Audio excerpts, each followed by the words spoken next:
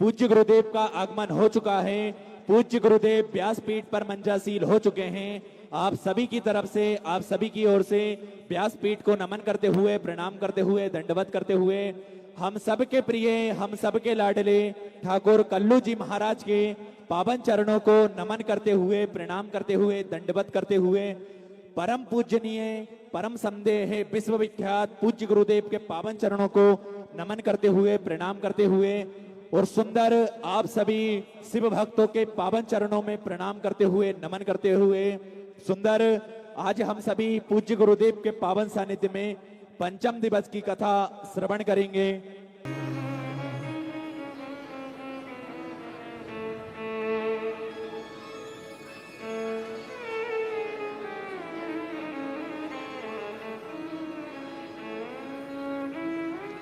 बोले विश्वनाथ भगवान की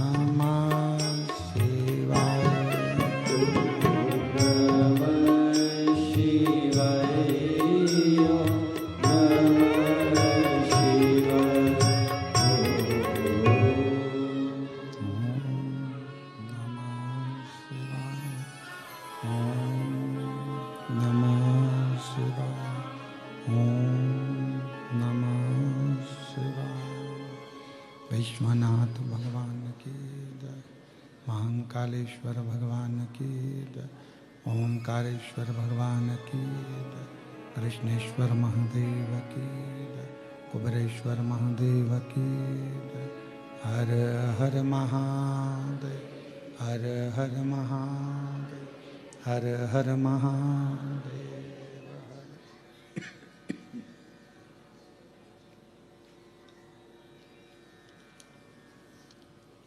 भगवान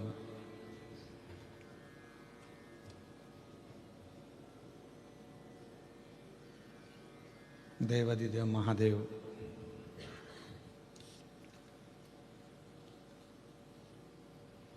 भगवान शिव की पवित्र पावन ये भूमि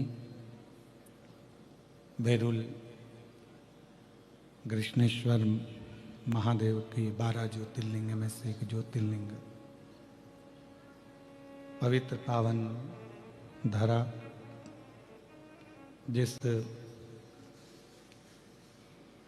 भूमि पर बैठकर ऑनलाइन श्री शिव महापुराण की कथा श्रवण करने का सौभाग्य आप और हमको प्राप्त हुआ।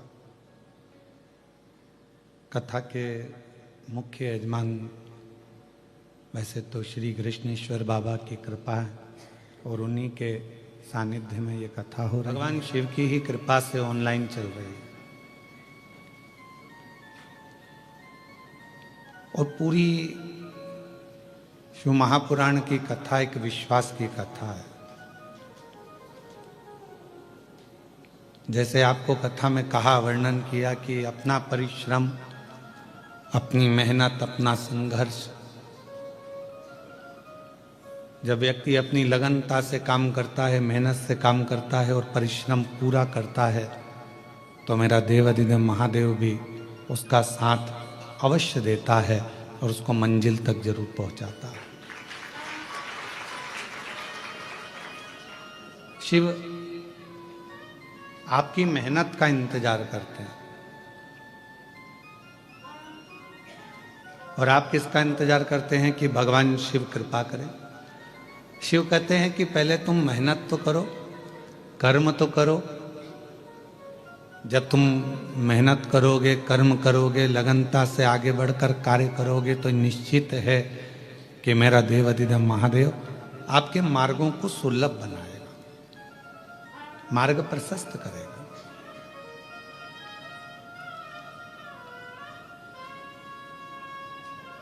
अभी कलेक्टर महोदय कह रहे थे कि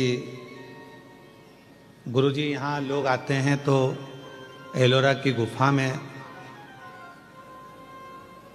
70% लोग एलोरा की गुफा से ही वापस चले जाते हैं, पर वो हमारे कृष्णेश्वर बाबा के दर्शन के लिए नहीं पहुंच पाते। इसलिए कुछ ऐसा प्रावधान रखा जाए कि एलोरा की गुफा से शिव भक्त कृष्णेश्वर बाबा के मंदिर तक पहुंचे और मंदिर का दर्शन कर कर फिर कृष्णेश्वर से यहाँ से जाएं, तो उनका जीवन कृतार्थ धन्य।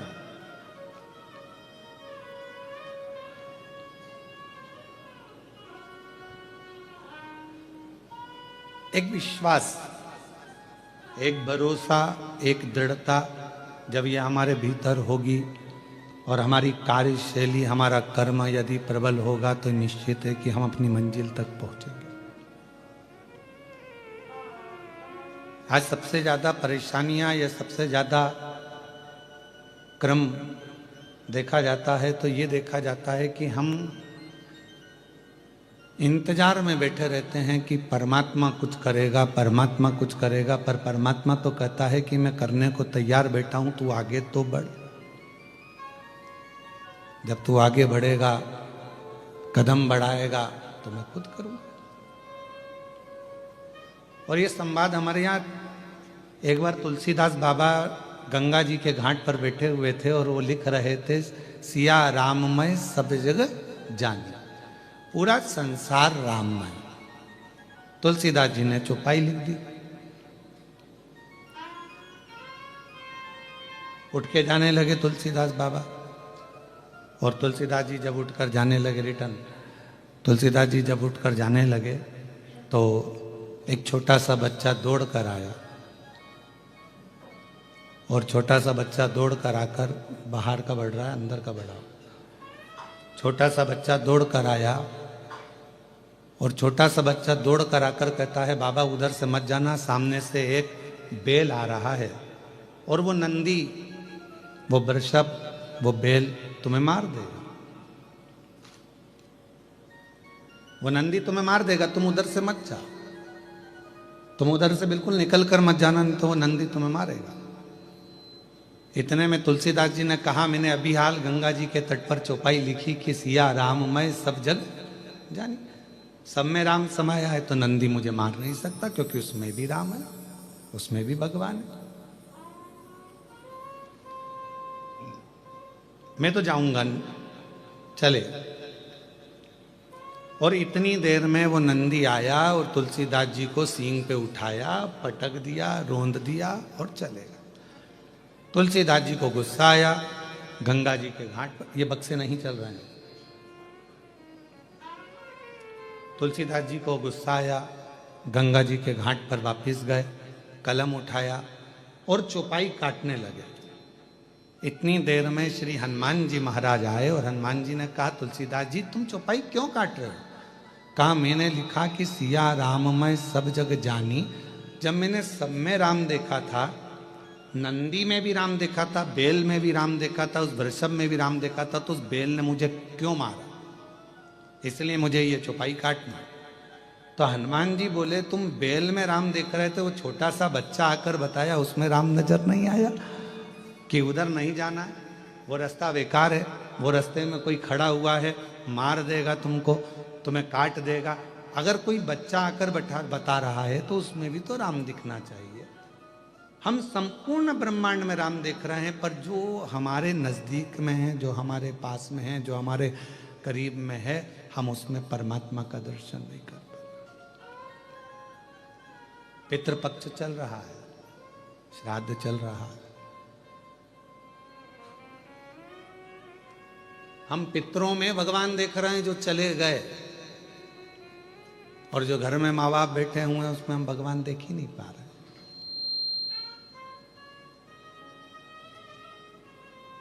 हम संपूर्ण जगत में परमात्मा को देख रहे हैं, पर अपने घर में जो लोग रह रहे हैं, अपने घर में जेठानी रह रही है, देवरानी रह रही है, देवर रह रहा है, जेठ रह रहा है, ससुर रह रहे हैं, सास रह रहे हैं, माता रह रही है, पिता रह रहे हैं, बहन रह रही है, भाई रह रहे हैं, जो हमारा कुटुंब रह रहा है, जो हमारा परिवार रह रहा है, वो सब परमात्मा का ही तो एक स्वरूप है। हम उसमें तो हमारे ईश्वर को देख ही नहीं पा रहे, हम परमात्मा को उसमें देख ही नहीं पा रहे। सब में हम भगवान को देखें, पर जो अपने करीब में है, अपने नजदीक में, हम उससे वंचित हैं, उसमें परमात्मा को देखने से वंचित हैं।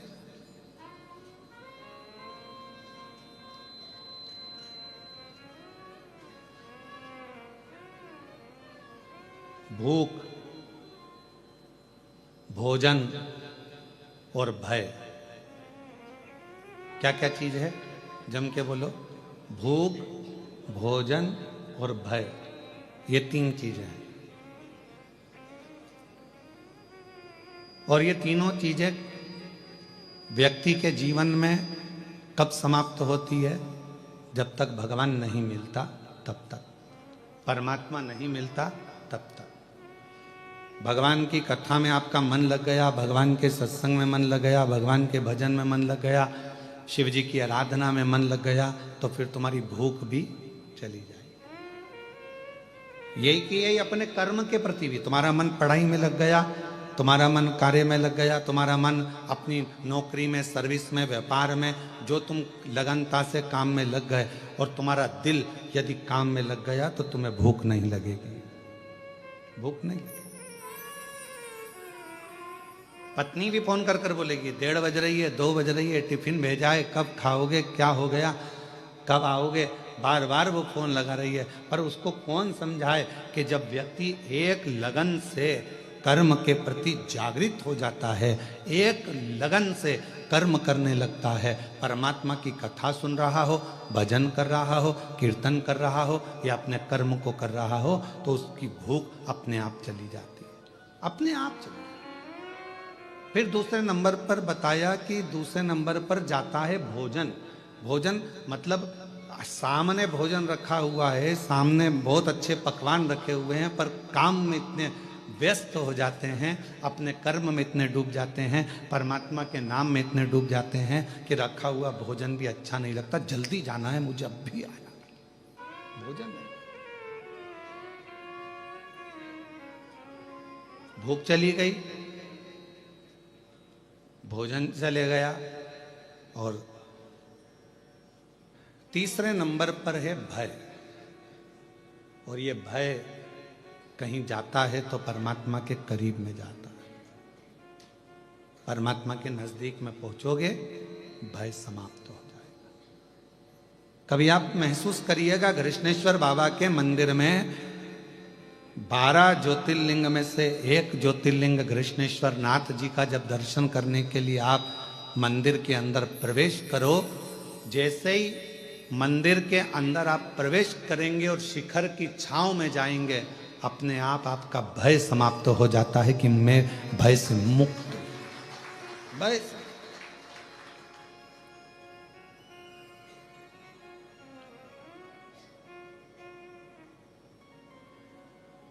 भय कब लगता है? जब व्यक्ति अकेला होता है। छोटे से बच्चे का हाथ पकड़कर चलो, पूरे मेले में घूमना।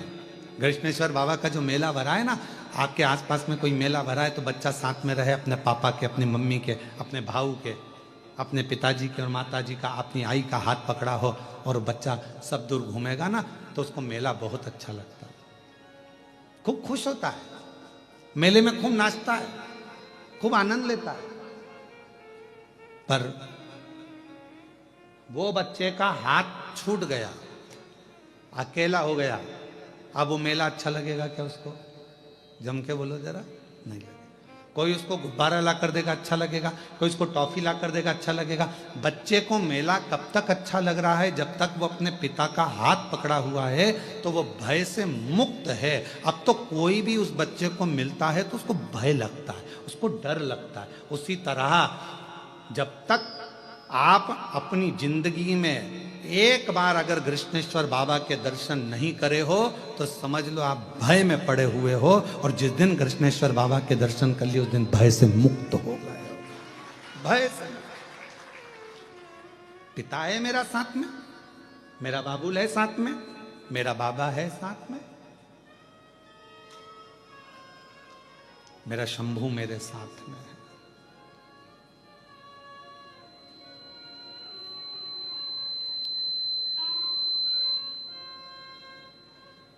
और जब मेरा बाबा, मेरा शंभू, मेरा त्रिकालदर्शी, मेरा कैलाशी अविनाशी साथ होता है, तो फिर भय नहीं होता है, फिर भय नहीं होता।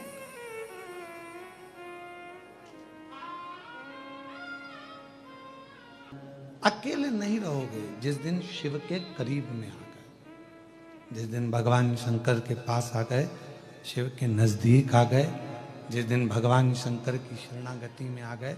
मिठास लाओ मिठास, गला पकड़ रहा है वापस। भगवान शिव के जिस दिन करीब में आ गए, भगवान शंकर के जिस दिन नजदीक आ गए, उस दिन अकेले नहीं रहोगे। भगवान के करीब में आने के बाद व्यक्ति अकेला नहीं रहता।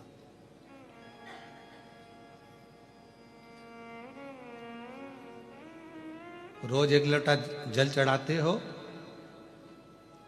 शिव के मंदिर जाते हो, शंकर की शरणागति में जाते हो, मंदिर में एक लोटा जल चढ़ाते हो, तो आप अकेले नहीं।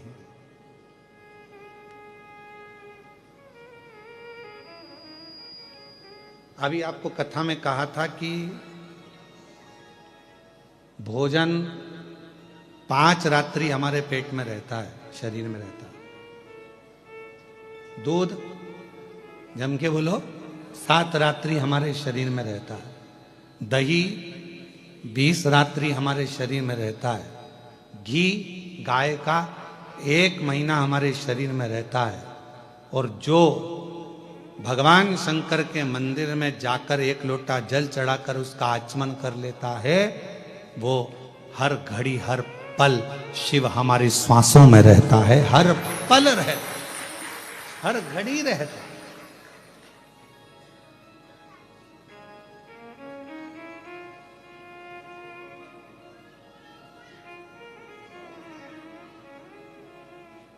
फूलों की कलियों में, काशी की गलियों में, फूलों की कलियों में, बेलुर की गलियों में, तेरे बिना कुछ जीना, तेरे बिना भी क्या जीना, ओ बाबा रे तेरे बिना भी क्या जीना। हम शिव के करीब में हैं तो शिव हमारे साथ हर पल हर घड़ी हर क्षण है। भूख, भोजन और भय शिव के नजदीक में आते से ही चला जाता है। भूख भी चली गई, लगन लग गई, भोजन भी चले गया, मन लग गया और भय भी चले गए, भय भी चले।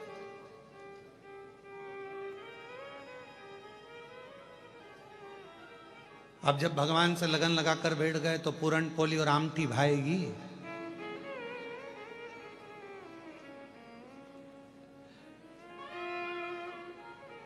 फिर तो आमठी और पूरन पोली भी मिर्ची का ठेसा ही नजर आएगी।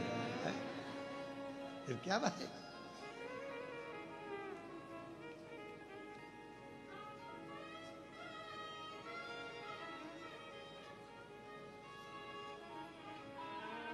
और एक बात और है, तुमचा मराठी भाषा चांगला आहे।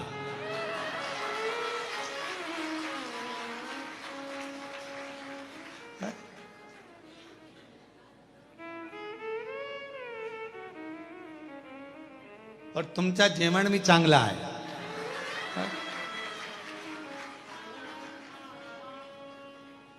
नारखेड़े जी या पाटिल जी, तुम लोग एक एक महीना बांध लो हमको मराठी सिखाने के लिए। एक महीना एक आओ, एक महीना एक आओ, जहां हमारी कथा चले वहां रहकर 1 घंटा में मराठी सिखाओ।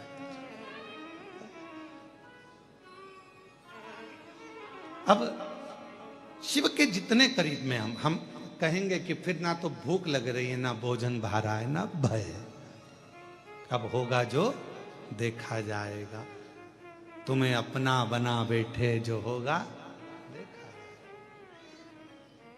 जब उससे लगन लग गई तो फिर अब क्या सोचना।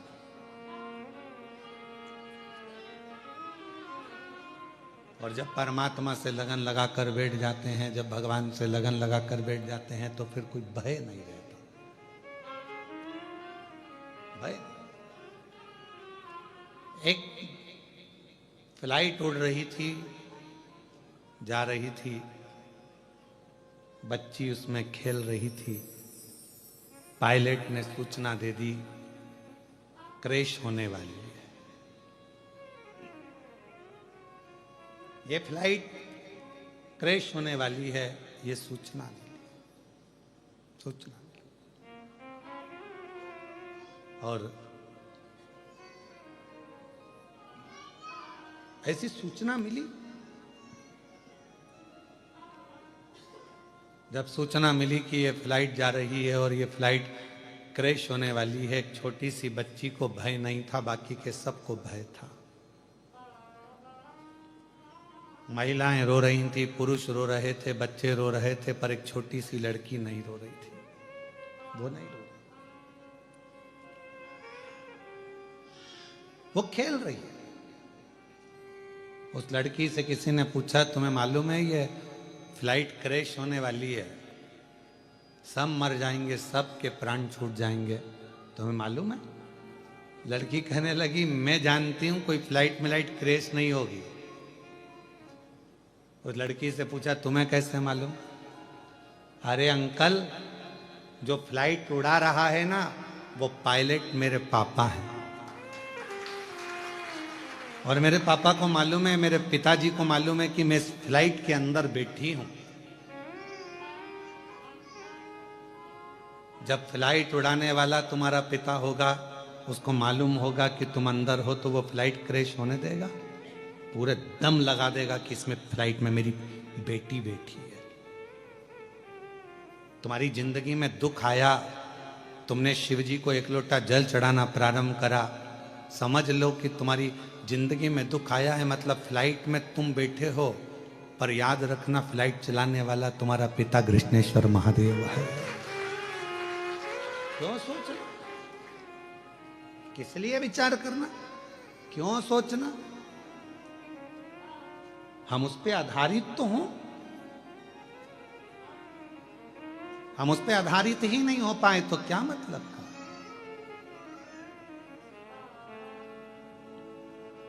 नारखेड़े जी, यहाँ डॉक्टर साहब बैठे नांदेड़ वाले, कथा करवाई इन्होंने नांदेड़ में, तो इतना वहां पर पानी आ गया 2 दिन कथा के बाद में, इतना पानी कि जहां कथा थी वहां घुटना घुटना में पिल्ली पिल्ली पानी हो गया। अब कथा इनके घर से ऑनलाइन हुई ना, डॉक्टर साहब बोलते रहे गुरुजी कथा पंडाल में होगी कि नहीं होगी। हमने कहा सब बाबा पर छोड़ दो, तुम ऑनलाइन कथा चलने दो। 2 दिन ऑनलाइन कथा चली, तीसरे दिन स्वयं प्रशासन ने कह दिया कि जगह पूरी खाली हो चुकी है, आराम से कथा करिए, शिव को कथा कराना थी और कथा पूरी।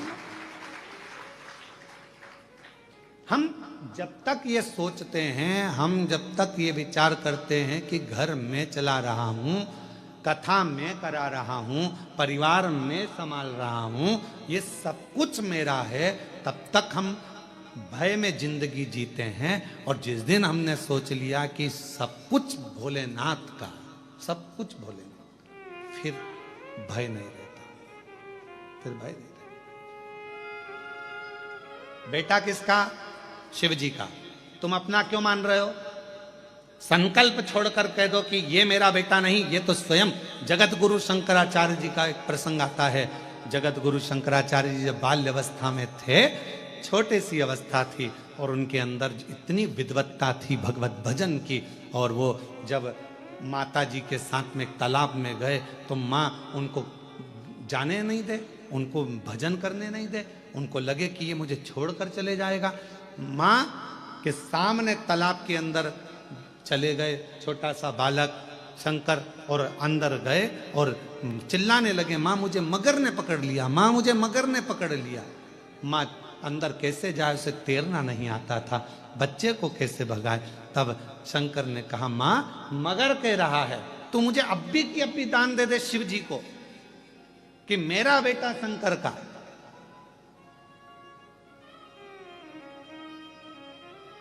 तो बच जाऊंगा। शिव को दान दिया, शंकर का हो गया। आज वो पूरे विश्व में जगत गुरु शंकराचार्य जी ने 4 पीठों का निर्माण कर संपूर्ण जगत को आनंद दिया। हम सोच कर बैठे हैं ये घर मेरा है, ये जमीन मेरी है, जायदाद मेरी है, परिवार मेरा है, कुटुंब मेरा है, बेटे मेरे, बहू मेरी, पोता मेरा, पोती मेरी, नाती मेरे, पंती मेरे, सब मेरे अपने हैं, ये बेटी मेरी है, दामाद मेरे हैं, ये मेरा है, वो मेरा है। ये सारा भ्रम छोड़ दो। तुम्हें लग रहा है कि अब मेरे से कुछ भी नहीं सद रहा, तब हाथ में जल लेकर कह दो, अब शंकर ये तेरा बेटा है, ये तेरी बेटी है, ये तेरी पुत्री है, ये तेरा पुत्र है, अब तुझे संभालना है, अब मेरा नहीं है। अगर वो संसार सागर में, जैसे मार्कंडेय बाबा के लिए वर्णन किया गया कि मार्कंडेय जी की तो उम्र थोड़ी सी थी, और मार्कंडू जी ने कह दिया कि मार्कंडेय को शिव की भक्ति में लगा दो, उसके भरोसे छोड़ दो, उसके आश्रित छोड़ दो। जब उसकी औलाद हो जाएगी, उसकी संतान हो जाएगी तो वो संभालेगा। आखिरी में हुआ क्या, मार्कंडेय जी को उम्र प्राप्त हो गई, ऐसी उम्र की वो प्राण ना छूटे।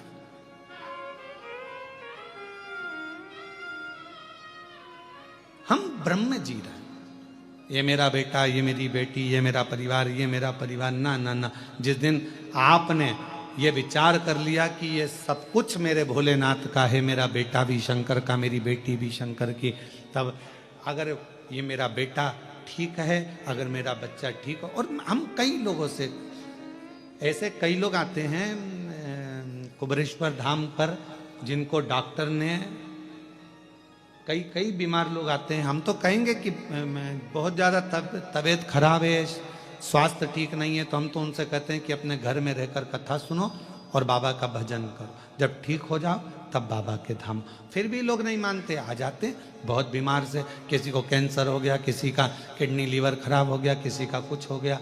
कई लोग मिलते भी हैं तो हम उनसे कहते हैं कि आप क्या हो गया, तो कहा गुरुजी ये कैंसर जैसी बीमारी हो गई और डॉक्टर ने 4th स्टेज का बोला है, अब जाने का समय आ गया। हमने कहा कि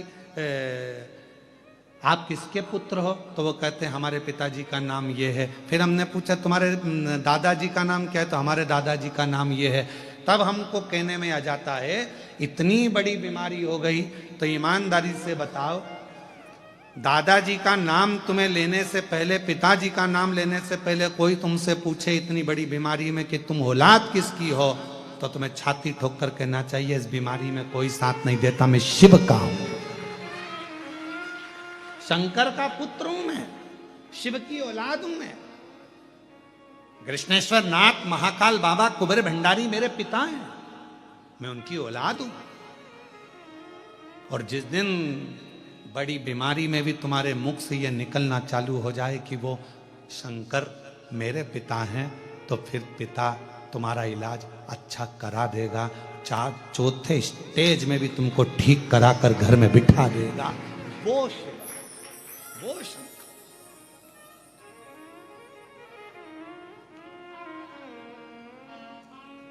और जब बड़ी बीमारी से अगर आप बच जाएं, बाबा की कृपा हो जाए, बहुत करुणा। अभी अभी हम मीडिया पर देखते हैं कि उसमें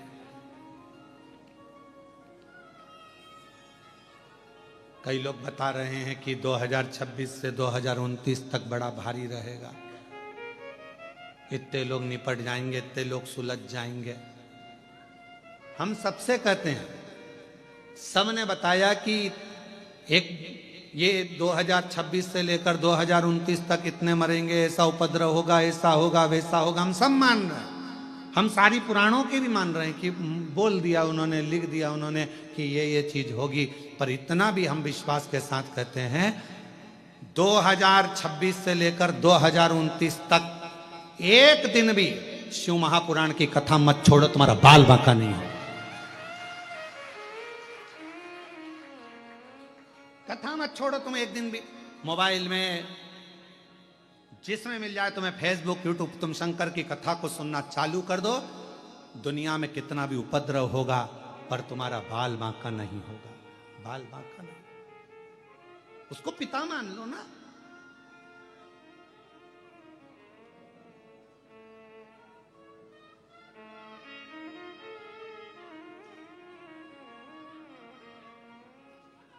उसको अपना पिता मानो।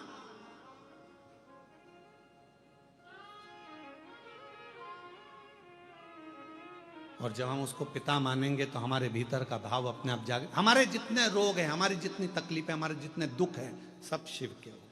हमारा है ही क्या। वो एक गाने की लाइन हमारे निकलेश जी कहते ना, मेरी गाड़ी मेरा बंगला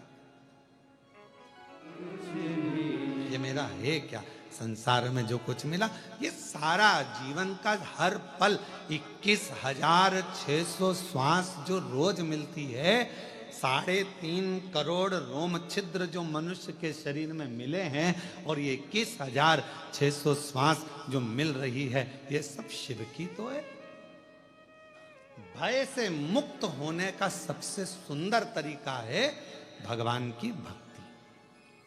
भूख, भोजन और भय, ये तीनों भगवान की भक्ति से चले जाते हैं।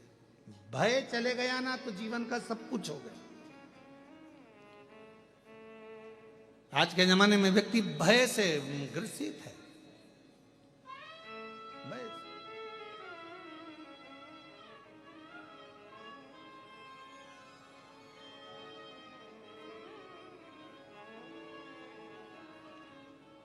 एक बहुत बड़ा ऑफिसर इनकम टैक्स वाला, जीएसटी का, और तुम्हारी दुकान पर आ जाए और आते से ही बोले लाओ जरा फाइल दिखाओ, उतने में तो चक्कर खा के नीचे गिर जाओ। जरा विचार करना, यही पृथ्वी का व्यक्ति, पृथ्वी पर जन्मा हुआ व्यक्ति, एक ऑफिसर तुम्हारे यहां आकर खड़ा हो जाता है और कह दे लाओ फाइल दिखाओ, तो तुम्हारे पसीने टपकना प्रारंभ हो जाते हैं। बोलो सही है कि गलत है? पसीना बहने लगता है इंसान को देखकर। केवल उसने हिसाब मांगा, ये 5 लाख, ये 15 लाख, ये 25 लाख, ये 10 लाख कहां गए, कैसे हुए, क्या हुआ, जीएसटी क्यों नहीं भरी है, क्यों नहीं भरा, उतनी देर में पसीना बहने लगता है। बोलो सही है गलत है? यही का व्यक्ति मनुष्य से हिसाब मांग रहा है तो पसीना बह रहा है। अब उसने तो 2 साल का हिसाब मांगा, वो 100 साल का मांगेगा। विचार करिएगा जरा। यहां के व्यक्ति को हिसाब देने में पसीना बह रहा है तो उसको हिसाब देने में तो क्या क्या बहेगा तुम ही देख लेना, उसको हिसाब देने में। अब तुम सोचो कि हिसाब नहीं मांगेगा, मांगेगा वो तो।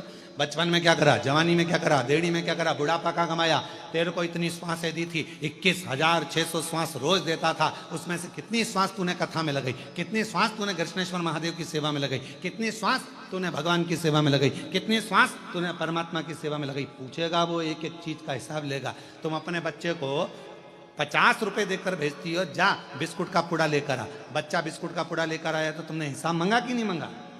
क्यों, कितने का लाया बिस्कुट का पुड़ा? मम्मी 10 रुपए का। चाय की पत्ती 10 रुपए की। अच्छा ला 30 रुपए वापिस दे। जब तुम अपने सगे बेटे से, अपनी औलाद से हिसाब मांगोगी तो वो भी तो तुमसे हिसाब मांगेगा कि नीचे जाकर तूने करा क्या था। खूब रही बेल्लूर में, कभी कृष्णेश्वर बाबा के दर्शन करने गई कि एलोराई घूमती रही? वो भी तो पूछेगा, वो पूछेगा तेरे से कि केवल गुफा ही गुफा घूमती रही, खंडेरा आदि घूमती रही और वो मंदिर में बैठा कर तू एक दिन नहीं जा पाई।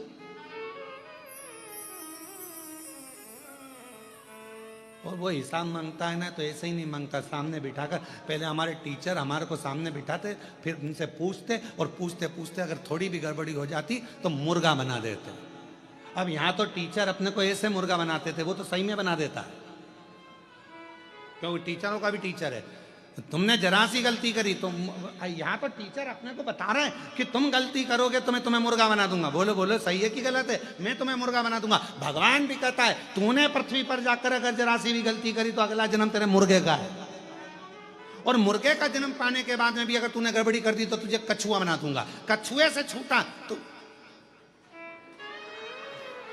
माथे का जू, और कोई भी तेरे को ले निपटा देगा 1 मिनट में, खल्लास 1 मिनट। और हर बार अगर पलटेगा, कभी इस बात पे पलट जाता है, कभी उस बात पे पलट जाता है, कभी ये बात बोलेगा, कभी वो बात बोलेगा, 2 बात बोलेगा तो अगला जन्म तेरे को बारिश में केचुआ बना दूंगा। केचुए के 2 मुंह होते हैं। बोलो सही है कि गलत है? वो गिंडोला केचुआ क्या बोलते हैं तुम्हारे? वो छोटा सा होता, काला काला सा, बाथरूम में आ जाता है, सांप जैसा। गिंडोला केचुआ छोटा सा।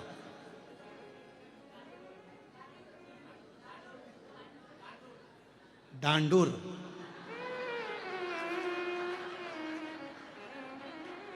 समझ गया हो? अगली कथा में केचुआ नहीं बोलूंगा, डांडूर ही बोलूंगा। महाराष्ट्र में आऊंगा तो ध्यान रहे। अब तो इतना सा 2 मुंह का बना दिया, इधर भी चले, इधर भी चले, इधर भी चले, इधर भी चले। तुम 2 मुंह बात करोगे तो 2 मुंह का बनाए।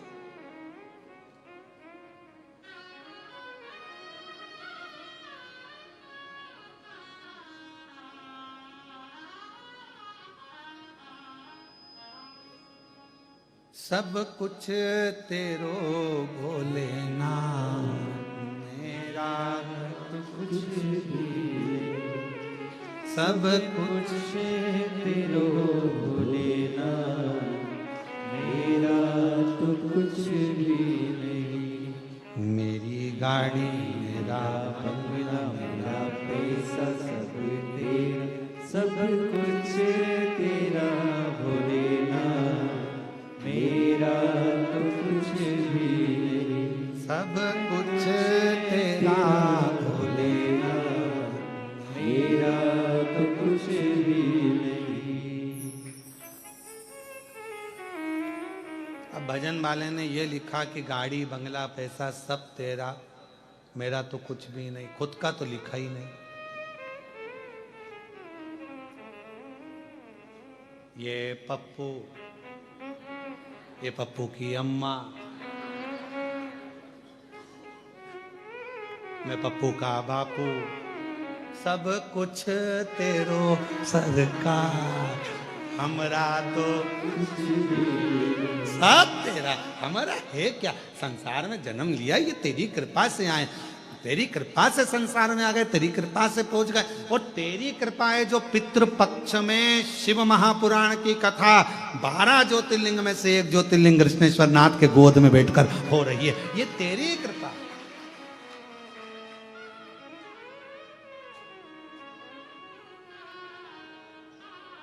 वो जिनकी होटल में कथा हो रही है ना, उनको भी अपनी नजर उतरवा लेना चाहिए।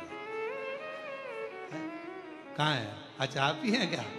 साधु था आपको, अभी तक शादी हुई होगी। यहाँ लोग बहुत गठ बंधन में बंधे होंगे, गठ जोड़े में खूब माला और मंगल सूत्र पहनाए गए होंगे, पर पहला आयोजन है जिसमें पुराण पहनाई जा रही है और गठबंधन शिव से हो रहा है, शिव से। साधुता है आपको, बाबा की कृपा है।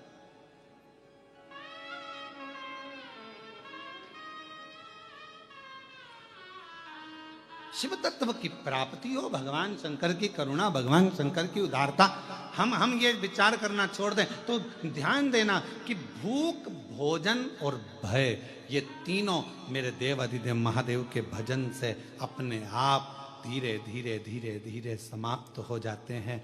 भय अगर मिट गया तो परमात्मा अपने पास खड़ा है, ये महसूस होने लगता है। भय कब तक रहता है? जब तक हमें लगता है कि ये मेरा।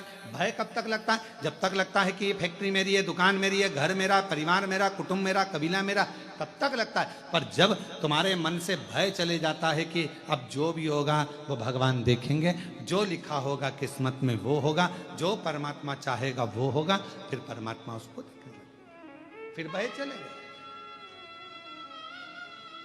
महाराज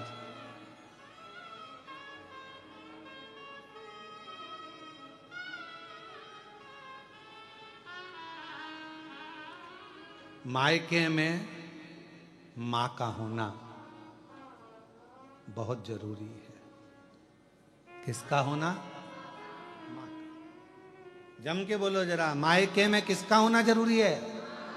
मायके में सब हैं और मां नहीं है तो वो मायका सुना, वो मायका सुना। मायके में सब हैं और मां नहीं है तो मायका सुना। मायके में मां का होना जरूरी है और अपने घर के मंदिर में महादेव का होना जरूरी है, वरना मंदिर भी सुना, वरना मंदिर भी सुना। मंदिर की श्रेष्ठता, जैसे लिंगायत, शैव लिंगायत संप्रदाय के अंतर्गत गले में शिवलिंग को डालकर, अपने गले में शिवलिंग रखकर यह निश्चित कर दिया जाता है कि यह शरीर भी तुम्हारा मंदिर है, और उस मंदिर के अंदर शैव लिंगायत संप्रदाय कहती है कि यह शिवलिंग तुम्हारे गले में जो पड़ा हुआ है, ये तन रूपी मंदिर के अंदर मन के भाव से ये शिवलिंग तुम्हारे गले में डाला गया है, अर्थात तुम्हारा ये शरीर चलता फिरता मंदिर है जिसमें ये शिवलिंग विराजमान है और अपने जीवन का आनंद दे। शिवलिंगायत संप्रदाय के अंतर्गत एक छोटे से छोटे बच्चे से लेकर बड़े से बड़े बुजुर्ग तक भी गले के अंदर शिवलिंग धारण करते हैं। शिवलिंगायत संप्रदाय, वीर शिवलिंगायत संप्रदाय के अंतर्गत, एक वीर शिवलिंगायत संप्रदाय के अंतर्गत गले के अंदर एक शिवलिंग रखा जाता है। वो इस भाव से रखा जाता है कि ये शरीर भी चलता फिरता मंदिर है। मायका, मां के बिना खाली दिखता है, घर का मंदिर महादेव के बिना खाली दिखता है, और ये मनुष्य रूपी शरीर का मंदिर भी शिवलिंग के बिना खाली दिखता है, रुद्राक्ष के बिना खाली दिखता है, त्रिपुंड के बिना खाली दिखता है, खाली।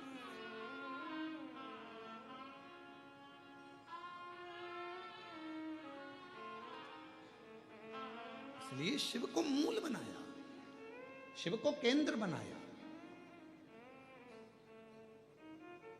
भगवान शंकर को केंद्र बिंदु बनाया गया। शिव महापुराण की कथा कहती है, जितना आप भगवान शंकर का स्मरण करते हो, जैसे शिव महापुराण की कथा में वर्णन आया है माता सती का,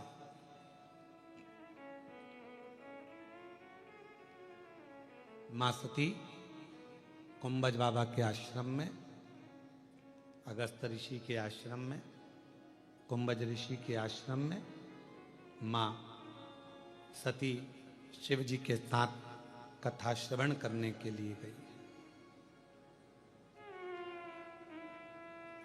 कथा सुन,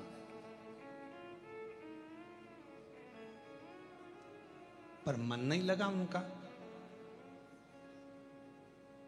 शिव महापुराण का नियम है कि कथा में बैठकर जो हम सोचते हैं, विचारते हैं, वो हमको मिलता है। आप चाहे बाहर बैठे हो, चाहे अंदर बैठे हो, जितनी दूर तक ये शिव महापुराण की कथा की गर्जना होती है, उतनी दूर तक कहीं पर भी बैठकर आप भगवान से जो मांगते हो वो मिलता है। गर्जना का मतलब मालूम है आपको? शेर, ढाड़ा, उसकी आवाज जितनी दूर तक जाती है, वहां तक जितने भी जीव जंतु हैं वो सब भाग जाते हैं। बोलो भागते कि नहीं भागते? भय लगता है? तुम्हारे यहां पर इधर महाराष्ट्र में बंदर आते हैं कि नहीं आते हमको नहीं मालूम, पर बड़ा बंदर, एक बड़ा सा बंदर आके जो हूप भरता है तो छोटे छोटे बंदर सब भागने लगते। सिंह ने गर्जना करी, शेर ने गर्जना करी, तो जितने जीव थे सब भागे। शिव महापुराण की कथा जिस जगह पर होती है, शिव महापुराण की कथा जिस भूमि पर होती है, शिव महापुराण की कथा जिस स्थान पर होती है, जितनी दूर तक आवाज जाती है, वो पूरे जितने भी अशुभ कार्य हों, जितने भी गलत हों, गलत विचार हो, गलत दृष्टि हो, गलत सोच हो, किसी ने टोना करा, टोटका करा, कोई गलत काम करा, किसी के भी ऊपर कुछ भी हुआ हो, अगर वो शिव महापुराण के दायरे के अंदर आ जाता है तो उसकी गर्जना से वो जीव अपने आप भाग जाता है। जो गलत चीजें हो चली जाती, समाप्त हो जाती, वो गलत, जो भी गलत है वो दूर चला जाए। सिंह की गर्जना हुई तो जीव जंतु भागे। शिव महापुराण की गर्जना, इसलिए शिव महापुराण की कथा कहती है, 2 समय का नियम, अगर ज्यादा समय का नहीं बना सकते तो 2 समय का नियम बना लो। रात्रि को सोने से पहले 5 बार श्री शिवाय नमस्तुभ्यम, और सुबह उठो, स्नान करो। जब स्नान करने के बाद तैयार हो रहे हो या पूजन कर रहे हो तो 5 बार श्री शिवाय नमस्तुभ्यम। कथा में बीच में जब हम भजन गाने थे, भजन के बाद में स्तुति करते हैं तो कितनी बार बोलते हैं? श्री शिवाय नमस्तुभ्यम, श्री शिवाय नमस्तुभ्यम, श्री शिवाय नमस्तुभ्यम, श्री शिवाय नमस्तुभ्यम, श्री शिवाय नमस्तुभ्यम, श्री शिवाय नमस्तुभ्यम। बार बार स्मरण करते हुए श्री शिवाय नमस्तुभ्यम को 5 बार हम लोग पुकारते। 5 बार क्यों? शिव महापुराण के बीच में जब स्तुति करी जाती है, आंख बंद कर कर बैठा जाता है, भोला सब दुख काटो मेरा, तब बोला जाता है, तो 5 बार श्री शिवाय नमस्तुभ्यम की गर्जना क्यों करी जाती? क्योंकि इतने जो भक्त आते हैं, इनके जितने दुख हैं, तकलीफ हैं, कष्ट हैं, परेशानियां हैं, चाहे हमारी हो चाहे तुम्हारी हो, जब हम उच्चारण 5 बार करते हैं तो ये शब्द हमारे शिव पंचायत में पहुंच जाते हैं। कहां पहुंचते हैं? शिव पंचायत। शिव पंचायत में कितने देवता हैं? 5। शिव पंचायत में 5 देव, 5 देव।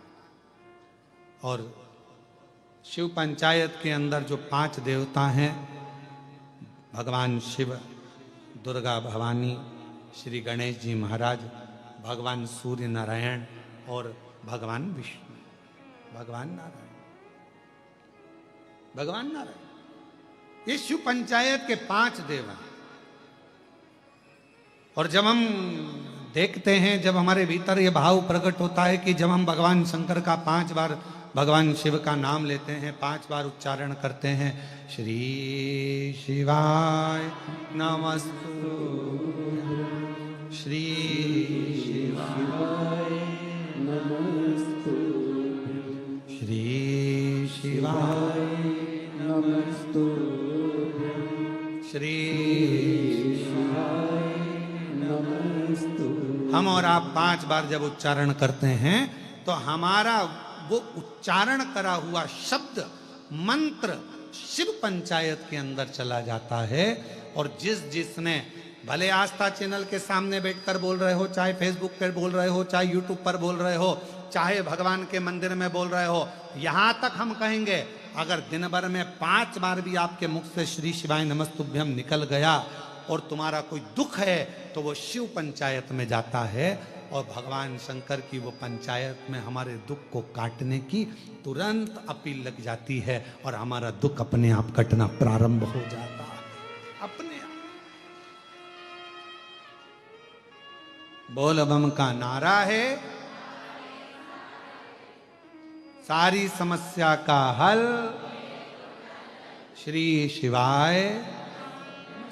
शिव पंचायत में बुरी है।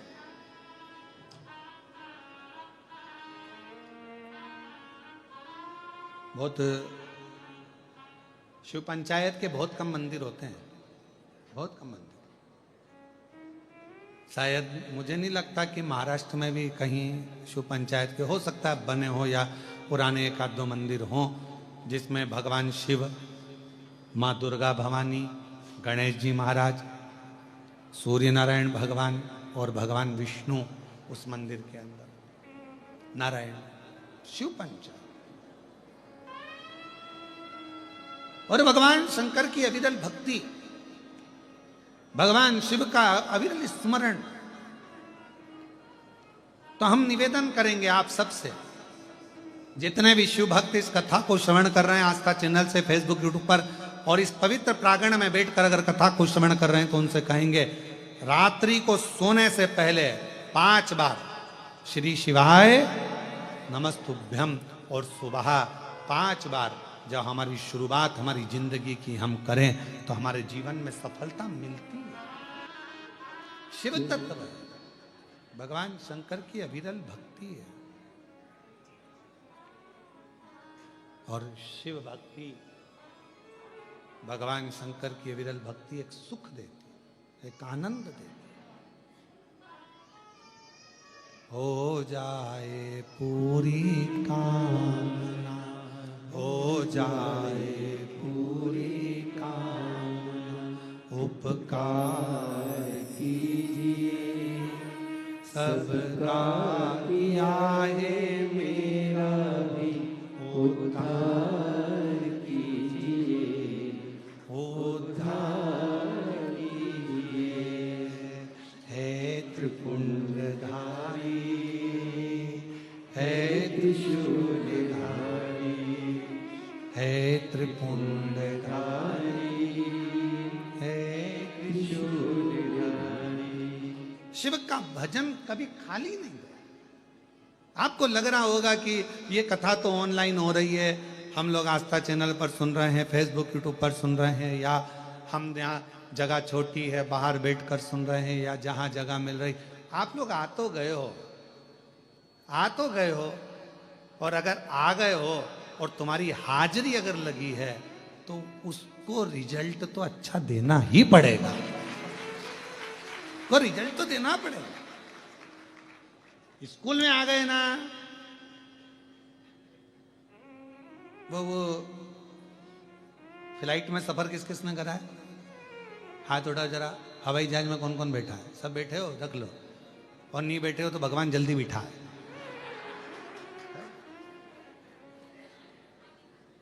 और तुम्हारे साथ हमको भी बिठा है। फिर अपन सब घूमने चले, ठीक है, हम तो बाबा के भरोसे। अब जो लोग फ्लाइट में बैठे हैं, एक बार अगर वो एयरपोर्ट पर अंदर प्रवेश कर गए, एक बार अगर प्रवेश कर गए और उनके टिकट पर सील ठप्पा लग गया,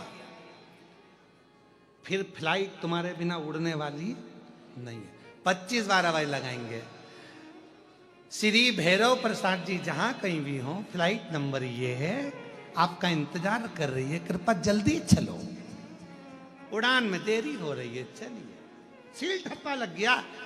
उसी तरह तुम शिव महापुराण के पंडाल में पहुंच गए, मतलब सील ठप्पा लग गया, तो भगवान को देना तो पड़ेगा, जिसलिए आयो तो प्रदान करना पड़ेगा। और तुम आए हो तो उसका वो दिए बिगाड़ तो रहेगा नहीं, देगा तो जरूर। वो सील ठप्पा लग गया।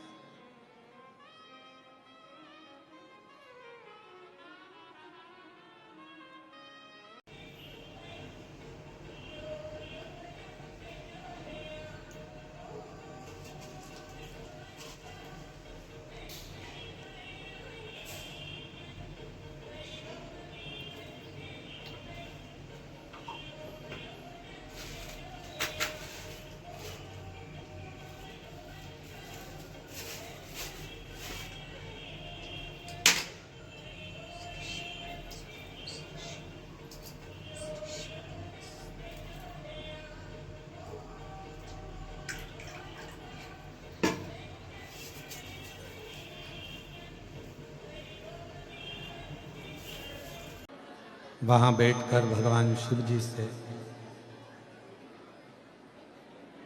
अपने मन की बात कही और दिल से प्रार्थना करें, विनय करें।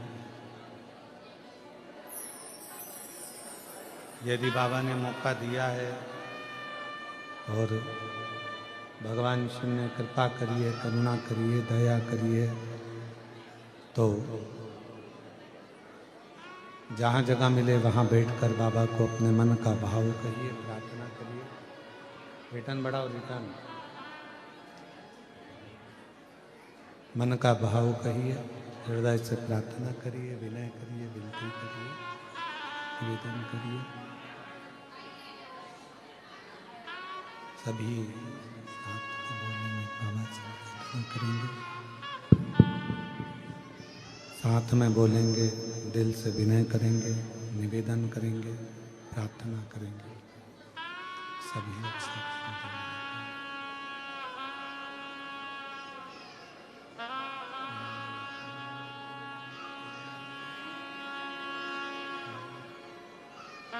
श्री शिवाय नमस्तु श्री शिवाय नमस्तु श्री शिवाय नमस्तु श्री शिवाय नमस्तु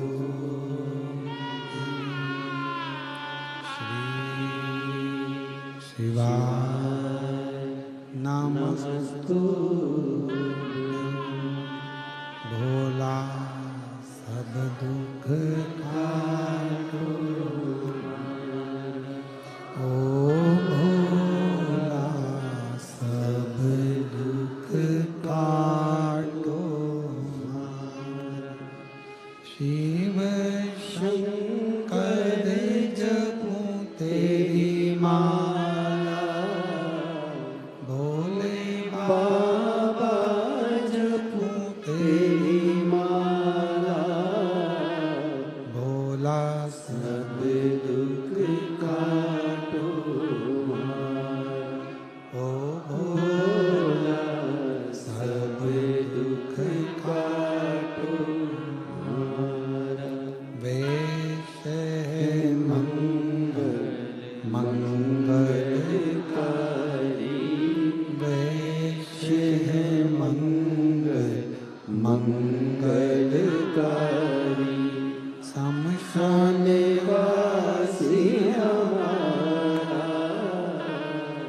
शमशान निवासी हमारा ओ भोला सब दुख का तुम्हारा ओ भोला सब दुख का तुम्हारा।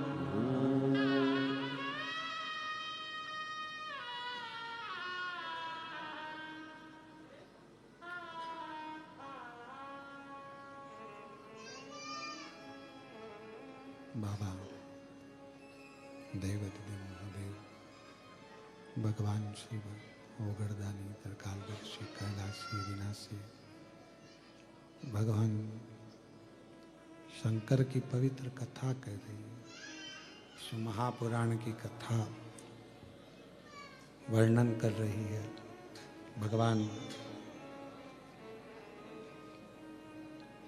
शिव का 5 बार नाम लेना मतलब शिव पंचायत में अपने दुख की पहल कर दे।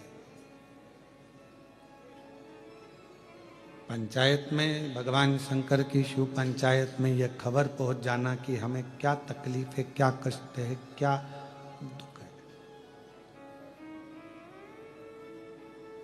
मां सती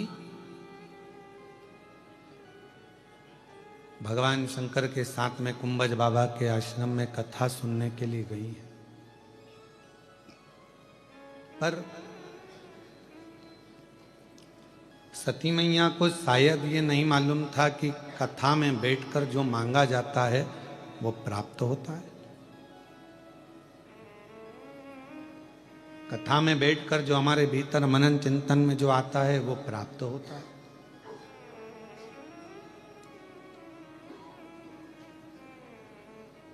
आप लोग बैठकर यदि आप दूसरे के लिए गलत मांग रहे हो तो ये आपके ऊपर निर्भर करता है कि इतना अच्छा मौका छोड़कर हम दूसरे के लिए क्यों मांगे, हम अपने लिए क्यों ना मांगे। उसने मेरे साथ बुरा करा, भगवान उसका बुरा कर ये क्यों मांगे। भगवान से कहो कि मेरा भला करे, संसार का भला करे, जगत का कल्याण करे। सती मैया ने ये विचार कर लिया था कि ये शरीर क्यों पाया मैंने, इसको तो मैं जलाकर भस्म कर दूं तो अच्छा। और मां सती का वो शरीर आखिरी में जला ही, जल गया।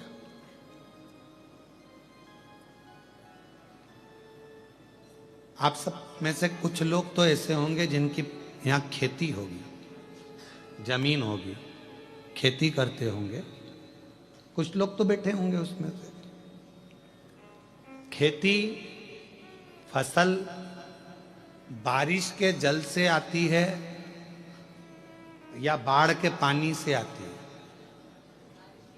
बारिश के जल से। अगर मान लो खेती में पानी चाहिए और बाढ़ आ गई तुम्हारे नगर में, तुम्हारे गांव में, तो क्या उससे फसल अच्छी आएगी? क्या नहीं, फसल तो बिगड़ जाएगी, बेकार हो जाएगी। वो फसल के लिए बारिश का पानी जरूरी है। उस फसल के लिए बारिश का पानी थोड़ा थोड़ा थोड़ा थोड़ा गिरता रहे, वो जरूरी है। बाढ़ आ गई, पूरा पानी पानी भरा गया, वो फसल बिगड़ जाएगी, सड़ जाएगी, बेकार हो जाएगी, जमीन बेकार हो जाएगी और उसमें कुछ नहीं लगेगा। इतने विद्वान मत बन जाओ कि तुम्हारे अंदर ज्ञान की बाढ़ आ जाए और परमात्मा की भक्ति ही बह जाए। क्यों? अहंकार जब आता है तो परमात्मा की भक्ति नहीं रह पाती। तुम मुझे जानते नहीं हो, मैं कौन हूं,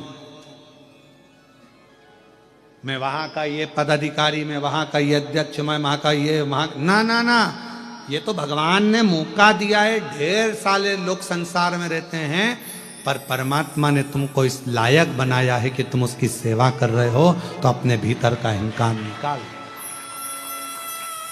उसने आपको इस लायक बनाया, नहीं तो कितने थे।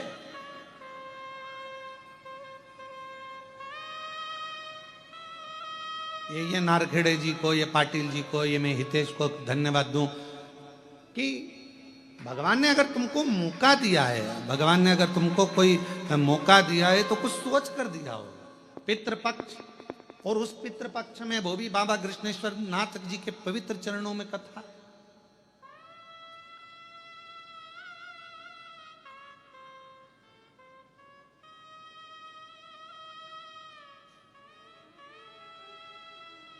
किसी आनंद के साथ कहीं परमात्मा ने अगर कृपा, और आपको भी हम धन्यवाद देंगे जितनी मेरी जीजियां बैठी हैं, जितने जीजा बैठे हैं, जितनी मेरी बेटियां बैठी हैं, बेटा बैठे हैं, मेरी माताएं बैठी हैं, भाई बैठे हैं, इन सबको मैं धन्यवाद दूंगा। आपको ना जाने भगवान ने क्यों इस लायक बनाया कि आप ना जाने कौन से बगीचे के ऐसे फूल हो, क्योंकि जो फूल अच्छा होता है वही शिव के चरणों में जाता है, जो अच्छा होता है वही शिव पुराण तक पहुंच पाता है। भगवान के वो पुष्प हो जिसको भगवान अपने पास में लेकर करीब।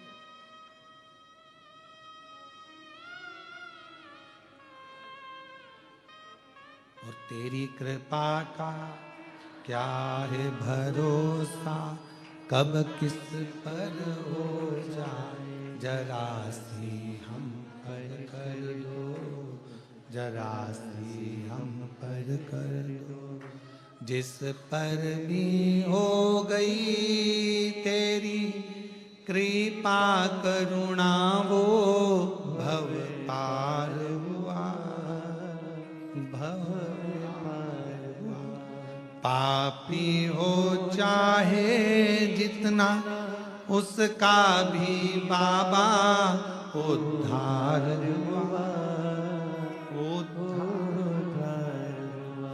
गिद्ध अजामिल गणिका जैसे तेरे मन को भाए, जरा सी हम पर कर दो, जरा सी हम पर कर दो। कितना कड़प नाम का भगवान शंकर का ऐसा भगत शिव महापुराण में आता है कि जिसने केवल प्रवचन में सुना था कि शिव जी को जल चढ़ाना चाहिए, भोलेनाथ जी को भोग लगाना चाहिए, बेलपत्र चढ़ाना चाहिए, ना वो बेलपत्र को पहचानता है, ना वो भोग चढ़ाना, भगवान को प्रसाद का भोग लगाना जानता है, ना उसके पास जल चढ़ाने का कोई पात्र है।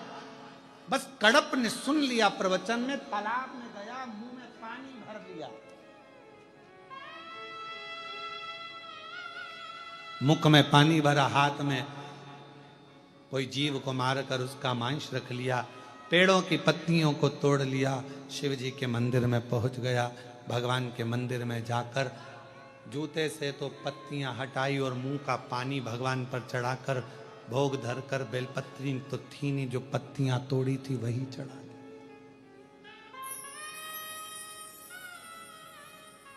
अब जरा विचार करिए, उसने तो मुंह का पानी चढ़ाया था, तो शिव जी प्रसन्न हुए थे कि नहीं हुए थे? शिव पुराण में पढ़ो कि कड़प पर भगवान शंकर प्रसन्न हो जाते हैं और उसको अपना दर्शन दे देते हैं। अपन तो झूठा भी नहीं चढ़ा रहे, अपन तो गलत चीज कर भी नहीं रहे, अपन तो रोज एक लोटा जल चढ़ाते हैं, प्रेम से बाबा को पुकारते हैं। तो जरा विचार करिए, कम से कम शिव जी की कृपा दृष्टि हम जैसे जीवों पर भी तो रहेगी। आप और हम जैसे जीवों पर भी तो शिव की कृपा रहेगी। अब कोई उसमें ज्ञान दे दे, शंकर भगवान पर ऐसा मत चढ़ाओ, भगवान शंकर पे वैसा मत चढ़ाओ, भगवान शंकर पे ये मत करो, भगवान शंकर पे वो मत करो। ज्ञान देने वाले आज के जमाने में, कलिकाल में, दिन भर अगर सोशल मीडिया टटोलोगे तो दिन भर 24 घंटे आपको ज्ञान सोशल मीडिया पे मिलता रहेगा। शिव जी को ऐसा मत करना, शंकर जी को वैसा मत करना, भूल से ये मत करना, प्रदोष को ये मत करना, एकादशी पे ये मत करना, तो द्वादशी पर ये मत करना। अरे दिल से अगर भगवान का नाम पुकारा जाए तो कुछ करो चाहे मत करो, दिल से अगर श्री शिवाय नमस्तुभ्यम बोल लिया तो उसमें भी तुम्हारा कल्याण। हर हर, दिल से अगर उसको पुकार लिया, दिल से अगर बोल लिया तो उसमें हमारा कल्याण है, उसमें हमारी कृतार्थता। हमारे कर्म के अनुसार हमारे फल है। एक कहावत सुनी कि नहीं सुनी आप लोगों ने? जैसा कर्म करोगे, जम के बोलो, जम के जरा, जैसा कर्म करोगे वैसा फल पाओगे। कौन ने बनाई ये कहावत? कोई व्यक्ति ने बनाई क्या ये कहावत? नहीं, यह हमारे शास्त्रों में वर्णित है। एक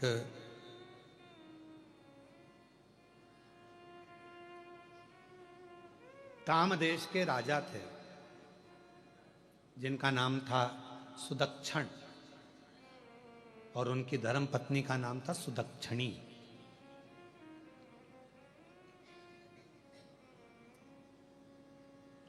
भगवान शिव के बड़े उपासक थे, आराधना करते थे दोनों पति पत्नी शंकर जी की, साधना में लगे रहते थे, भजन में लगे रहते थे, अच्छा कर्म करते थे, बेकार कर्म कभी नहीं करा।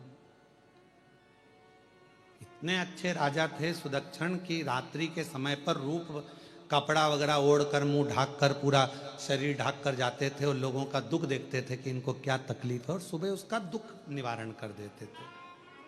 हर हर कौन? राजा सुदक्षण। नियम था।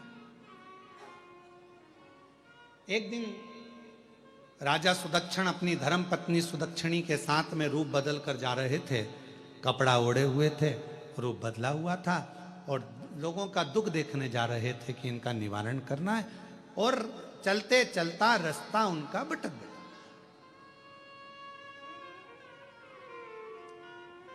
रास्ता भटका, एक ऋषि के आश्रम में, एक संत के आश्रम में पहुंच गए। रात का समय था, बहुत तेज भूख लग रही थी, बहुत तेज।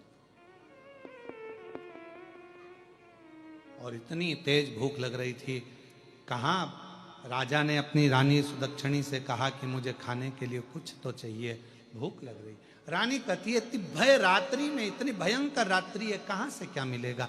सामने एक संत की कुटिया नजर आई, उस कुटिया में प्रवेश कर गए। डलिया में फल रखे थे, दरवाजे के बाहर उन फलों को राजा रानी ने खाना प्रारंभ कर दिया। सुदक्षण अपनी धर्मपत्नी सुदक्षिणी के साथ में फल खा रहे थे, और सुदक्षिणी के साथ में जब उन्होंने फल खाए, फल खाने के बाद उन्होंने सोचा जिसके यहाँ के फल खाए हैं उसको प्रणाम तो कर ले। जिसको यहाँ का फल खाया है उसको प्रणाम तो करें, नमन तो करें। तो राजा सुदक्षण अपनी धर्मपत्नी सुदक्षिणी के साथ में संत के चरणों को छुआ, नमन करा। संत के नेत्र खुल गए। कौन पथिक है भाई, इतनी रात को कौन पथिक आया? सुनो भाई, इतनी रात को कौन पथिक आया है? हमको लगता है तुम भूखे हो गए, डलिया में फल रखे हैं, खा लो। राजा सुदक्षण और सुदक्षिणी ने कहा, बाबा जी हमने फल तो खा लिए, केवल आपको प्रणाम इसलिए कर रहे हैं कि आपसे पूछना चाहते हैं कि आखिर आपके यहां ये फल इतने मीठे कैसे? एक भी फल खट्टा नहीं है, एक भी फल बेकार नहीं है। संत उठकर बैठ गए, उन्होंने कहा कि हमारा राजा बहुत अच्छा है, हमारा जो राजा है बहुत अच्छा है, खूब दान करता, धर्म करता, पुण्य करता, शिव की आराधना करता, भगवान का भजन करता, कृपा उसके ऊपर शिव जी की बनी हुई है, तो उसकी प्रजा खुश रहती है, इसलिए हमारे यहाँ की भूमि भी मीठे फल देती है। अच्छा, और मान लो तुम्हारे यहाँ का राजा अगर बेकार कर्म करेगा तो क्या फल कड़वे हो जाएंगे? बिल्कुल हो जाएंगे। राजा सुदक्षण ने विचार करा, जरा प्रैक्टिकल करने में क्या जाता है, प्रैक्टिकल तो करें। और प्रैक्टिकल करते रहे। भगवान शिव की उदारता, करुणा, दया कुछ ऐसी होती है। हम फिर कहें ये दुनिया के लोगों के लिए केवल कथा का पंडाल है, पर हम कहते हैं ये केवल कथा का पंडाल नहीं, अपने बाप से, अपने पिता से, अपने दिल की बात कहने का एक स्थान है, जहां अपना मन की बात कहें। मन,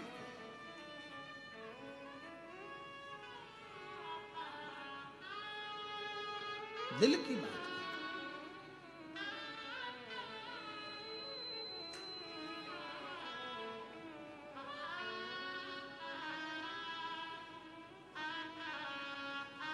मैं हितेश तुमको धन्यवाद देता हूं बेटा कि शिव कृपा से ये कथा ऑनलाइन जो सीहोर में होती वो बाबा के धाम में हो रही। और एक प्रेरणा हमको मिली इस चीज के लिए कि ऐसे 50-60 भक्त लोग कथा सुन लें। अगर ऑनलाइन कथा सीहोर में होती है, ऐसी ही किसी 12 ज्योतिर्लिंग में भी चलती रहे और लोग उसको श्रवण करते रहे और पहुंचते रहे।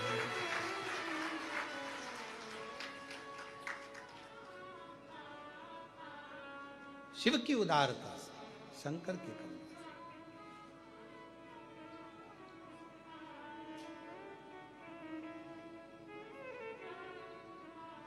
और कितने नारखेड़े जी, पाटिल जी, आपके जितने रिश्तेदार आए होंगे सब प्रसन्न होंगे कि बाबा की कृपा से हमको कथा सुनने को कम से कम कृष्णेश्वर बाबा की पवित्र भूमि पर मिलते। रात तो हुई।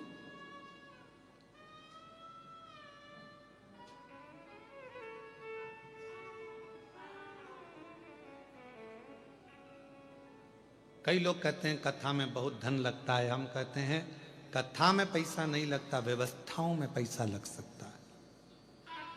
पंडाल लगना है, भोजन व्यवस्था करना है, ये करना है, वो करना है। हितेश से पूछना जरूर सीवर वाले महाराज ने कितना कितना धन ले लिया, पूछिए। कथा का पैसा नहीं लगता, व्यवस्था ये आपकी है, आप जो कर रहे हैं व्यवस्था आपकी है। और मैं तो कितना मान्य, आप होटल के मालिक को भी मैं धन्यवाद दूंगा कि जब हितेश ने कहा कि कथा होना है तो उन्होंने कहा किसकी होना है, तो कहा सीहोर वाले। तो पहले तो आश्चर्य में पड़ गया, हो गई कथा हो। हाँ। फिर उन्होंने कह दिया जो तुम्हारी इच्छा हो वो करो, पर कथा हो जाए। ये संस्कार है। मैं बेटी आपको धन्यवाद देता हूँ। ये होटल मालिक के संस्कार हैं, ये उनकी धर्मपत्नी और उनके परिवार के संस्कार हैं कि जो शिव कृपा करो।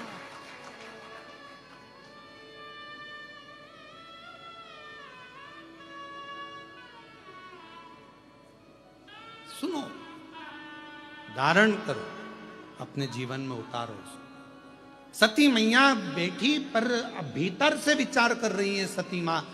जैसे वो दीदी ने कहा कि मैं प्रैक्टिकल करने के लिए पहुंच गई कि पंडाल में बैठकर कथा सुनने का लाभ क्या होता है। मैं मांग कर देखती हूं, मैं मांग कर देखती। मैं भी तो बैठी हूं तुम्हारे दरबार में, मैं भी तो मांगू।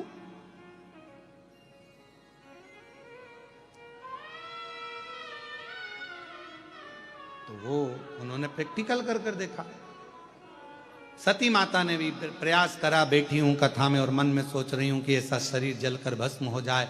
जो सोचा था कथा में पूर्ण हो गया। अच्छा सोचो, जितनी देर कथा में बैठो उतनी देर अच्छा सोचो, अच्छा विचार लेकर। महाराज राजा सुदक्षण प्रैक्टिकल करे कि अगर महाराज कह रहे हैं, संत कह रहे हैं कि राजा अगर बेकार कर्म करेगा तो फल भी खट्टे हो जाएंगे, कड़वे हो जाएंगे। तो राजा सुदक्षण ने विचार करा, सुदक्षिणी से कहा चलो आज प्रैक्टिकल करते।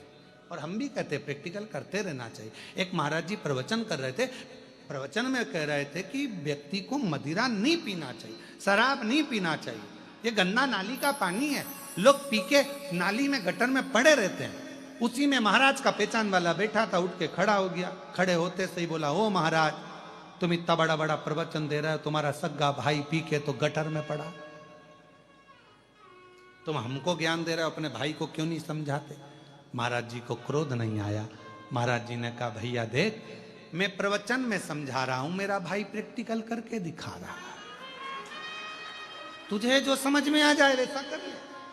बात से समझ जाए तो मेरी कथा से समझ जा, नहीं समझे तो उसको देख ले, गटर में पड़ा है, नाली में पड़ा हुआ है, तो उसको देखकर समझ जा कि उसकी हालत क्या हो रही है।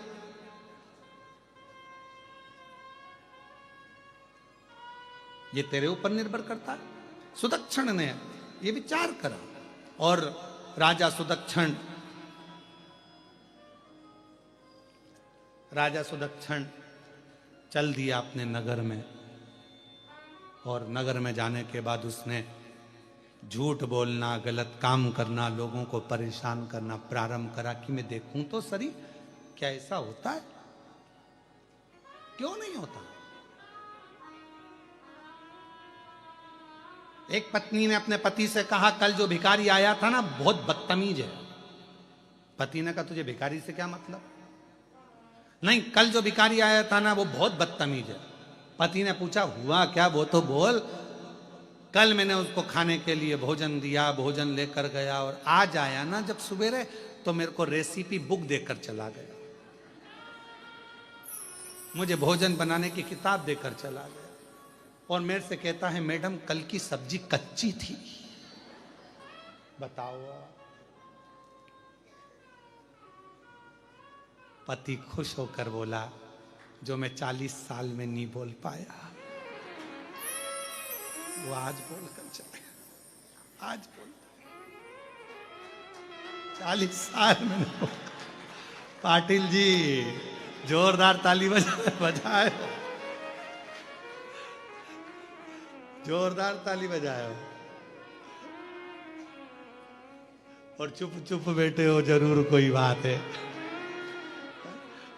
सबसे तेज ताली पाटिल जी बजाए हैं। तो कहा, जो मैं 40 वर्ष नहीं बोल पाया वो आज बोल गया। भोजन सब्जी कच्ची है। भगवान सुदक्षिण राजा ने विचार करा, मैं प्रैक्टिकल करता हूं। और राजा सुदक्षिण ने प्रैक्टिकल करा, असत्य बोला, गलत काम किया, परेशान किया, कष्ट दिया, और उसके 6 महीने बाद पहुंचा वो संत के यहाँ। फिर वहां के फल खाए तो वो कड़वे थे, खट्टे थे। संत के चरणों में राजा सुदक्षिण ने हाथ जोड़कर कहा, आपने बिल्कुल सत्य कहा, जैसा कर्म करोगे वैसा फल पाओगे। ये हमारी कहावत शास्त्रों की है, ये बनाई हुई कहावत नहीं है, राजा सुदक्षिण की कहावत। अच्छा कर्म करिए, अच्छा मिलेगा। आप अच्छा कर्म करते रहोगे तो फल मीठा मिलता रहेगा, सब अच्छे रहेंगे, सब स्वस्थ रहेंगे। आप जितना जितना श्रेष्ठ कर्म करेंगे उतनी उतनी जिंदगी प्रसन्न होकर जीते रहोगे। और जहां हमारे जीवन में हमने बेकार कर्म, असत्यता के साथ, गलत कार्य के साथ अपने जीवन को जिया, वहां हमें कष्ट भोगना पड़ता। सती माता कुंभज बाबा के आश्रम में बैठी हैं। मन में गलत भाव आ गया कि मेरा शरीर जलकर भस्म हो जाए, और वही हुआ। शंकर जी ने मांगा था कुंभज बाबा के आश्रम में कथा सुनते हुए मुझे राम का दर्शन हो जाए। तो कुंभज ऋषि के यहाँ से जैसे ही चले तो मेरे शिव जी को राम जी का दर्शन हो गया। और सती माता ने मांगा था कि ऐसा शरीर जलकर भस्म हो जाए, तो माता सती दक्ष प्रजापति की यज्ञशाला में जाकर जलकर भस्म हो जाती है। कथा में बैठकर जो तुम्हारे मन की कामना है, जो तुम्हारे मन का भाव है, कथा में बैठकर वो प्राप्त होता, वो मिलता।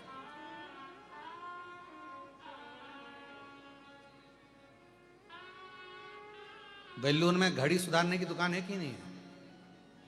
अरे बोलो तो। बेलूर में घड़ी सुधारने की दुकान है? औरंगाबाद में छत्रपति संभाजी नगर में थोड़ी ज्यादा होंगी, ठीक है। हमारे सीहोर में भी है 4-6। गांव गांव में घड़ी सुधारने की दुकान है, शहर शहर में घड़ी सुधारने की दुकान है, पर समय सुधारने की दुकान तो केवल कृष्णेश्वर महादेव के पास ही है। घड़ी सुधारने की दुकान गांव में हो सकती है, घड़ी सुधारने की दुकान शहर में हो सकती है, घड़ी सुधारने की दुकान खेड़े में हो सकती है, घड़ी सुधारने की दुकान तुम्हारे मोहल्ले में, तुम्हारी कॉलोनी में, तुम्हारी सोसाइटी में हो सकती है, पर समय को बदलने की, समय सुधारने की कोई दुकान कहीं पर नहीं है। समय बदलने की दुकान, समय बदलने की जगह तो केवल एक है, वो कुबरेश्वर देव अधिदेव महादेव, वो कृष्णेश्वर महादेव, वो महाकालेश्वर महादेव, वो ओमकारनाथ, वो केदारनाथ, वो विश्वनाथ, वो मल्लिकार्जुन, वो भीमा शंकर, वो बाबा बैजनाथ। ये स्थान जो बनाए गए ये समय सुधारने के, घड़ी सुधारने के नहीं है।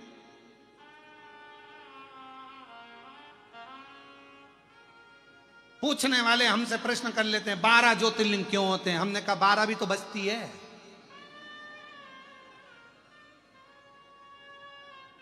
कहा 12 ज्योतिर्लिंग क्यों होते हैं? हमने कहा 12 नहीं बचती, तो क्या बचती है? मैंने कहा बस 12 बचती है तो 1 बजे सोमनाथ से चालू हो जाओ, 2 बजे मल्लिकार्जुन, 3 बजे महाकालेश्वर। ऐसे करते करते जब 12 बजे तो घृष्णेश्वर महादेव को याद कर लो, तुम्हारी जिंदगी की घड़ी सुधर जाएगी, तुम्हारा समय सुधर जाएगा। ये 12 के जो नंबर हैं, 1 2 3 4, अरे जरा विचार करो, रात के 12 बजे मेरे भगवान कृष्ण प्रगटे, दिन के 12 बजे मेरे राम जी प्रगटे, और 12 ज्योतिर्लिंग ये हमारी जिंदगी का सार तत्व है अपने समय को सुधारने के, ये अपने समय को सुधारने के लिए ये 12 ज्योतिर्लिंग का सार तत्व। 12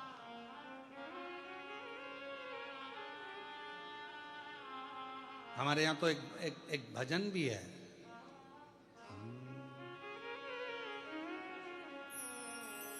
ओम रूपी मुख से शिव बोलो प्यारे, ओम रूपी मुख से शिव बोलो प्यारे, शिव बोलो प्यारे, शंकर बोलो प्यारे, शिव बोलो प्यारे, शंकर बोलो प्यारे, ओम रूपी मुख से शिव बोलो प्यारे, ओम रूपी मुख से शिव बोलो प्यारे।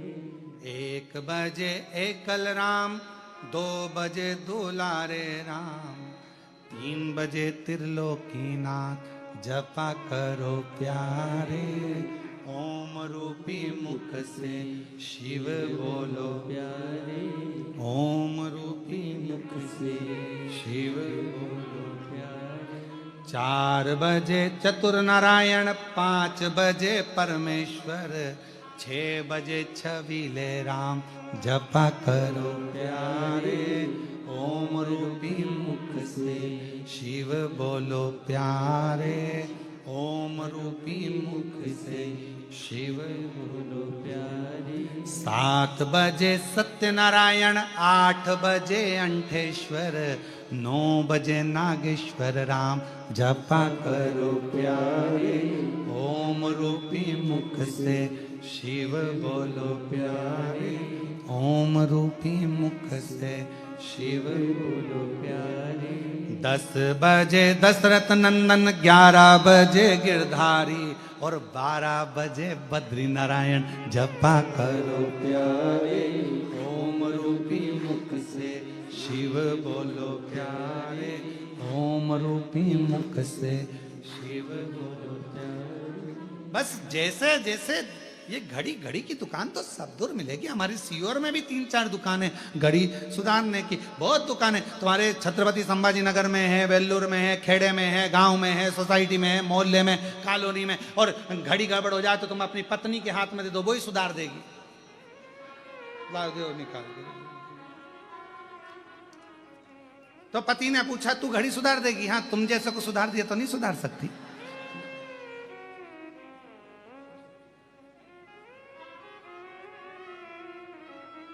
अच्छा, तुम सोचते तो कि सीवर वाला महाराज बहुत आड़ा टेढ़ा बोलता है, ला दे घड़ी हो घड़ी। तो घड़ी सुधारने की दुकान तो कहीं पर भी हो सकती है, पर तुम्हारा समय 1 बजे से लेकर 12 बजे तक सुधारना है तो रोज 12 ज्योतिर्लिंग का स्मरण करते रहो। 12 घंटे हर पल हर घड़ी शिव तुम्हारे समय को सुधारता रहेगा, आनंद कराता रहेगा। आनंद घड़ी सुधारे, बहुत दुकानें मिल जाएंगी पर समय सुधारने वाला नहीं।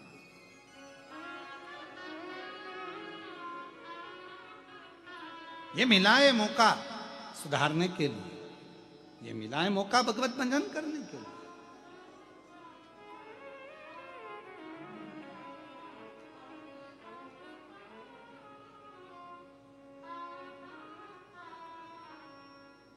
और भजन का मूल, यहाँ भीड़ वाले बयानी जी बैठे हुए हैं।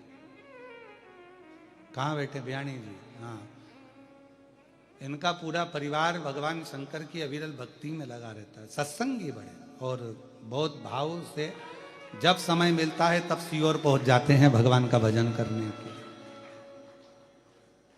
जब कहीं मौका मिल जाए, हमारे वो डॉक्टर साहब जैसे जैसे बयानी जी ऐसे ऐसे ये सब पूरी जो कहीं ना कहीं बस इनको कथा सत्संग बिराजी महाराज। हाँ। ले आओ ले आओ।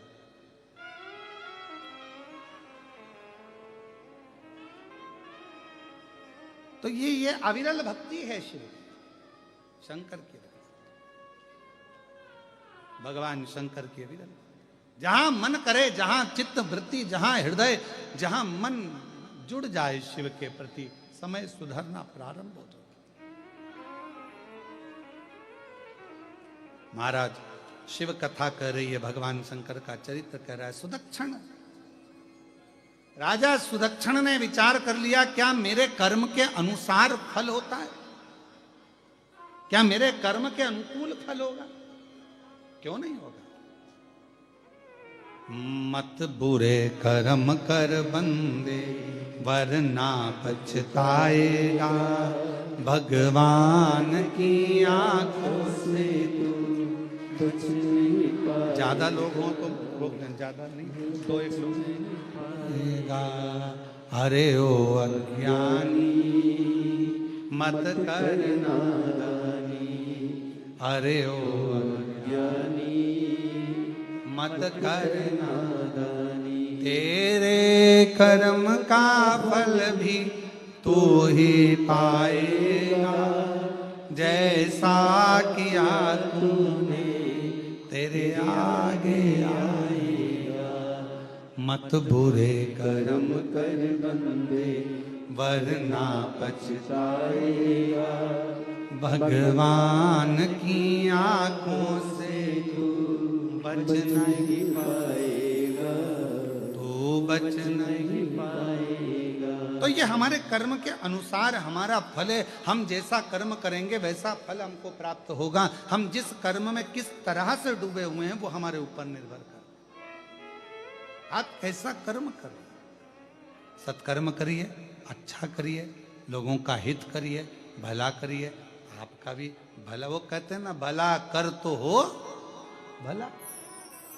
भला करोगे तो भला होगा, बुरा करोगे तो बुरा होगा। अच्छा कर्म करोगे तो अच्छा फल अपने आप प्राप्त होता चले जाए। आपके कर्म के अनुसार फल, आपके कर्म के अनुसार। आप जिस भाव से करोगे उस भाव से प्राप्त हो। जिस भाव। कथा कर रही है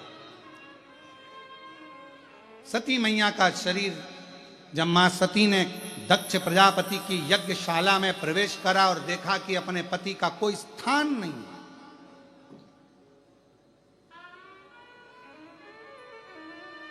देखा कि पूरी यज्ञशाला, यज्ञ प्रारंभ हो रहा है और उसमें सबका स्थान पर मेरे पति का नहीं, मेरे पति का कोई स्थान नहीं। शंकराय नमः, विश्वारूढ़ाय नमः, भस्मोदीप्याय नमः, सांप्रियाय नमः, सुभमाय नमः, त्रिमूर्ते नमः, अशरीराय नमः, ओम सर्वज्ञाय नमः, ओम परमात्मने नमः, ओम सोम सूर्याय नमः, ओम हंसवे नमः, जमाय नमः। भगवान शिव की सती मां मन में विचार करी, ये स्थान तो मेरे पति के लिए भी होना चाहिए, तो ये स्थान मेरे लिए श्रेष्ठ नहीं। कितना सुंदर व्याख्यान है सती माता का चरित्र अपने जीवन में उतारिएगा। जहां शिव का नाम नहीं, जहां शिव का स्थान नहीं, जहां शंकर का कोई गुणगान नहीं, ऐसी जगह पर कभी मत जाओ। शिव महापुराण की कथा कर। मां के बिना माय का सूना है और महादेव के बिना मंदिर सूना है।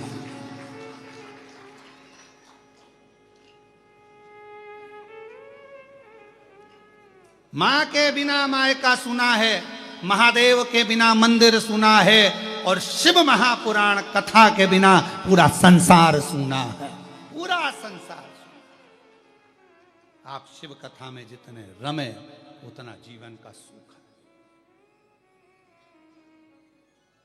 सब सुना, खाली। क्या हुआ? पहुंच गए, सती माता जलकर भस्म हो गई। विवाद हुआ खूब।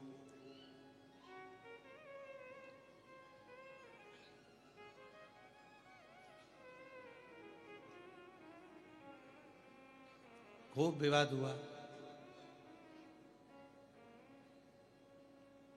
स्वयं रुद्रगण से भगवान नारायण को भी हारना पड़ा। भगवान रुद्रगण से क्यों? एक राजा क्षुभ हुए और उनका दधीचि ऋषि से मित्रता थी और राजा क्षुभ और दधीचि ऋषि का आपस में विवाद हो गया। भगवान विष्णु ने राजा क्षुभ का साथ दिया तो दधीचि ऋषि ने श्राप दे दिया कि राजन, तुम राजा क्षुभ का साथ दिए और मेरा साथ नहीं दिए, इसलिए मैं तुम्हें श्राप देता हूं कि तुम्हें भगवान शंकर के गणों से हारना पड़ेगा। शिव महापुराण की कथा कहती है कभी किसी के विवाद में व्यर्थ ना पड़े, कभी किसी के विवाद में व्यर्थ ना पड़िए।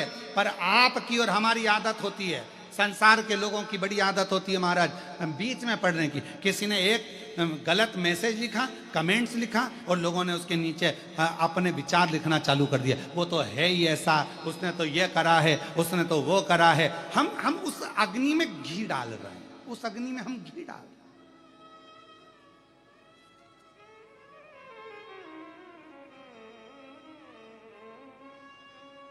उस अग्नि में हमारा घी पड़ रहा है कि हम उसको कर रहे हैं कि देखिए, एक सरल भाषा में, एक संविधान की भाषा में एक बड़ी सुंदर सी बात है। अगर कोई व्यक्ति किसी को मार रहा है और आपने खड़े होकर इतना कह दिया, हाँ दे दो और दे, सजा के हकदार आप हो कि नहीं हो?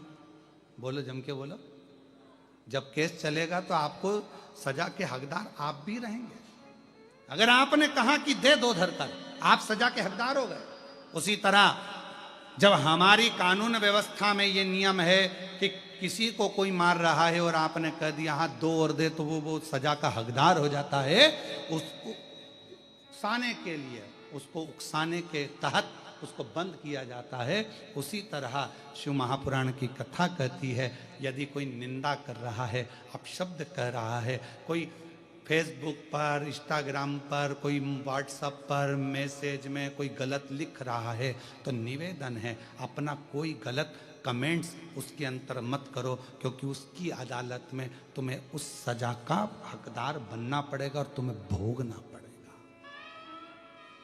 तुम्हें भोगना। क्यों हम उसके हकदार? श्रेष्ठ बनिए।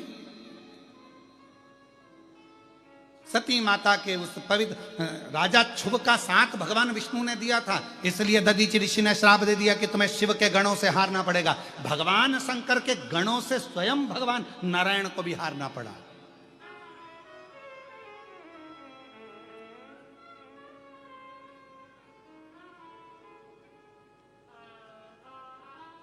समय आया, युद्ध हुआ, भगवान शंकर आ गए, सती माता का शरीर अपने कंधे पर रखा, खूब तांडव किया। भगवान नारायण ने अपना सुदर्शन चक्र भेजा। सुदर्शन चक्र, क्या सुदर्शन चक्र में इतना बल था कि मां सती के टुकड़े कर सकता है?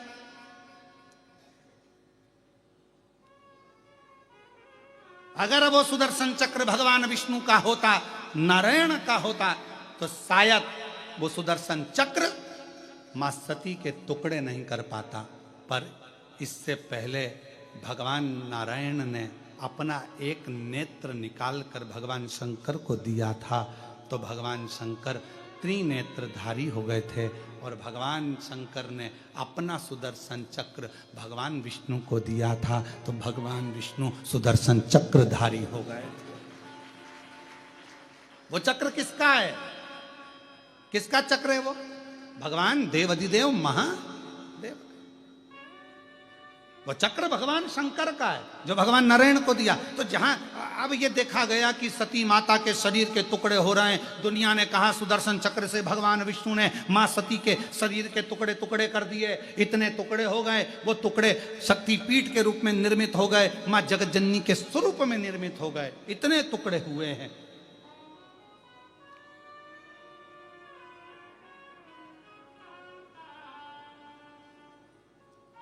कभी विचार करा कि सुदर्शन चक्र ने मां सती के टुकड़े कर दिए? अरे भाई, वो सुदर्शन चक्र भगवान नारायण को भगवान शिव ने दिया था, और शंकर की आज्ञा के बिना तो सती के शरीर को सुदर्शन छू भी नहीं सकता था। शिव का आदेश था, शंकर का आदेश था। भगवान शंकर के भक्त को, भगवान शंकर की आराधना करने वाले को, भगवान शिव की उपासना करने वाले को तो किसी की सामर्थ्यता नहीं है कि कोई छू ले, जब तक शंकर की कृपा ना हो, शंकर का आदेश ना हो, शंकर की दृष्टि ना हो। किसकी सामर्थ्यता?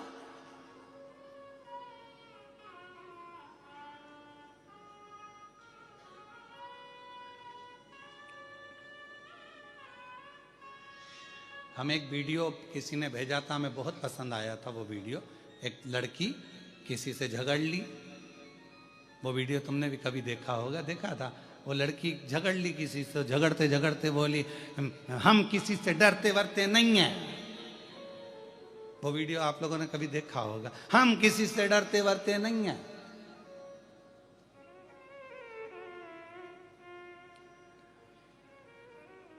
हमारा महादेव हमारे साथ है महाकाल,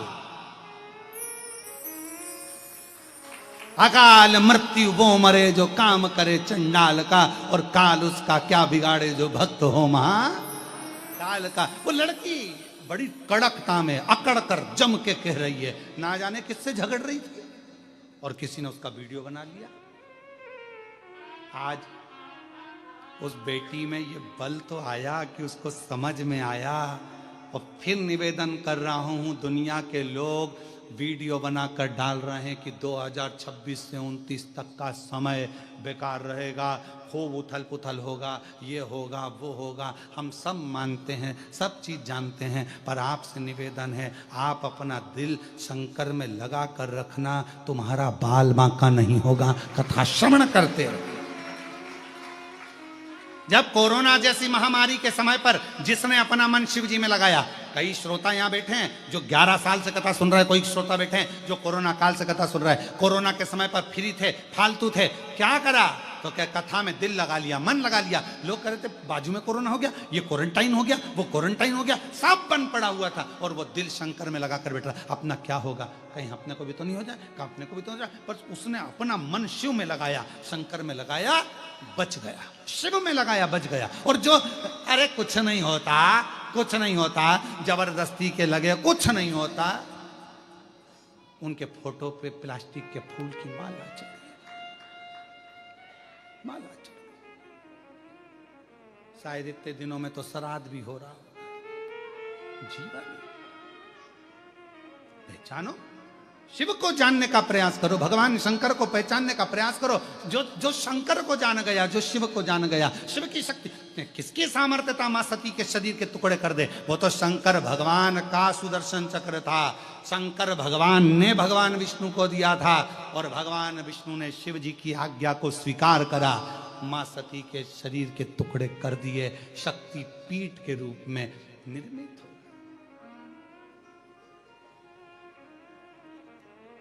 शक्तिपीठ।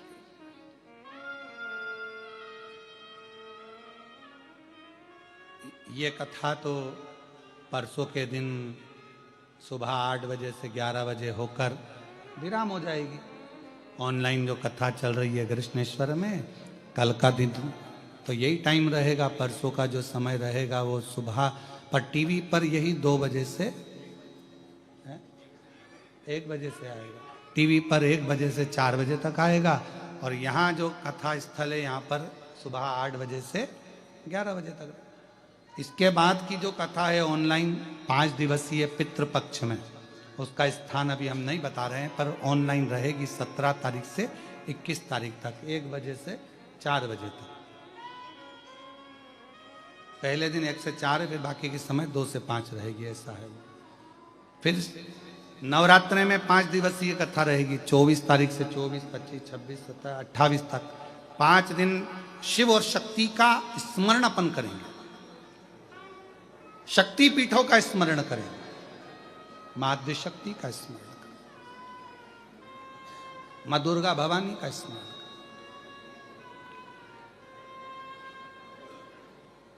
उस कथा में अपन श्रवण करेंगे कि माँ जगतजननी दुर्गा भवानी की ज्योत क्यों जलाई जाती है। नवरात्रे की 5 दिवसीय कथा में अपन स्मरण करेंगे कि जवारे क्यों बोए जाते हैं, माँ आद्यशक्ति दुर्गा भवानी की क्यारी क्यों बोई जाती है, जवारे क्यों बोए, ये सब अपन श्रवण करें, कथा करें। भगवान शंकर का चरित्र, माँ सती, माँ आद्यशक्ति, माँ दुर्गा भवानी सती माता जलकर भस्म हो गए, उनके शरीर के टुकड़े करेगा, टुकड़े। वो शक्ति पीठ के रूप में निर्मित हुई।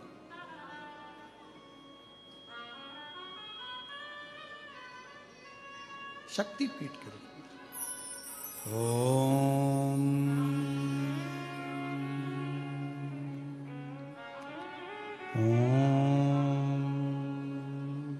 जयंती मंगला काली भद्रकाली कपालिनी दुर्गा क्षमा शिवा धात्री स्वाहा स्वधा नमस्तुते।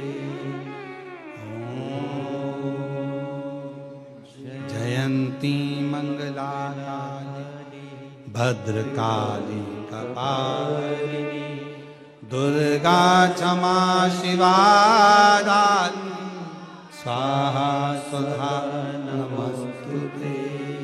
माँ दुर्गा भवानी माँ आद्य शक्ति का स्वरूप।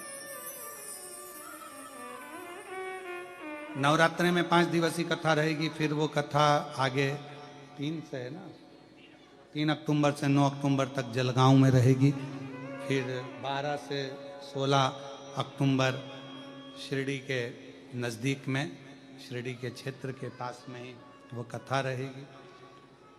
फिर कथा ऐसे ही आगे छत्तीसगढ़ में है। ऐसे कथाओं के क्रम चल रहे हैं, पर अभी 2 कथा तो ऑनलाइन है, उसको आपको ऑनलाइन सुनना है, श्रवण करना। शिव कथा कर रही है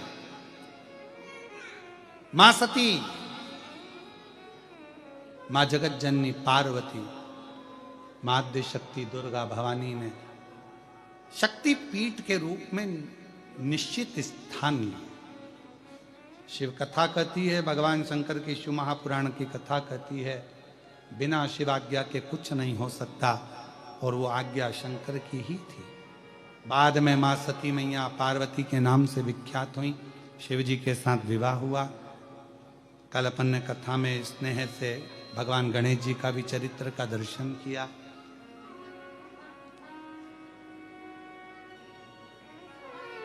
माँ आद्य शक्ति दुर्गा भवानी माँ पार्वती जी भगवान शिव जी के साथ में काशी भ्रमण पर चली, और जब काशी भ्रमण पर मां पार्वती जी चली भगवान शंकर के साथ में, मां गंगा के तट पर आनंद करते हुए एक स्थान पर बैठकर मां पार्वती जी भगवान शिव जी के साथ में विराजमान थी। भगवान शंकर देव अधिदेव महादेव जब पार्वती जी को उस स्थान पर छोड़कर एक अविरल स्थान की ओर जाते हैं, तभी भगवान देवादिदेव महादेव का चरित्र कहता है कि पार्वती जी ने अशोक वृक्ष से कामना कर कर एक कन्या अशोक सुंदरी को प्राप्त किया। एक कन्या अशोक सुंदरी, और अशोक सुंदरी वह कन्या यहां आई। भगवान देवादिदेव महादेव के सुंदर आनंद के साथ में भगवान श्री गणेश जी महाराज और अशोक सुंदरी का दर्शन आप और हम कर रहे हैं। बड़े भाव के साथ में, प्रेम के साथ में जोरदार ताली बजाकर गणेश जी, अशोक सुंदरी और कार्तिकेय बाबा का सुंदर दर्शन आप और हम कर रहे हैं। भगवान देवादिदेव महादेव के सुंदर प्रसंगों का स्मरण कर रहे हैं। दोनों हाथ उठाकर हार हार महा।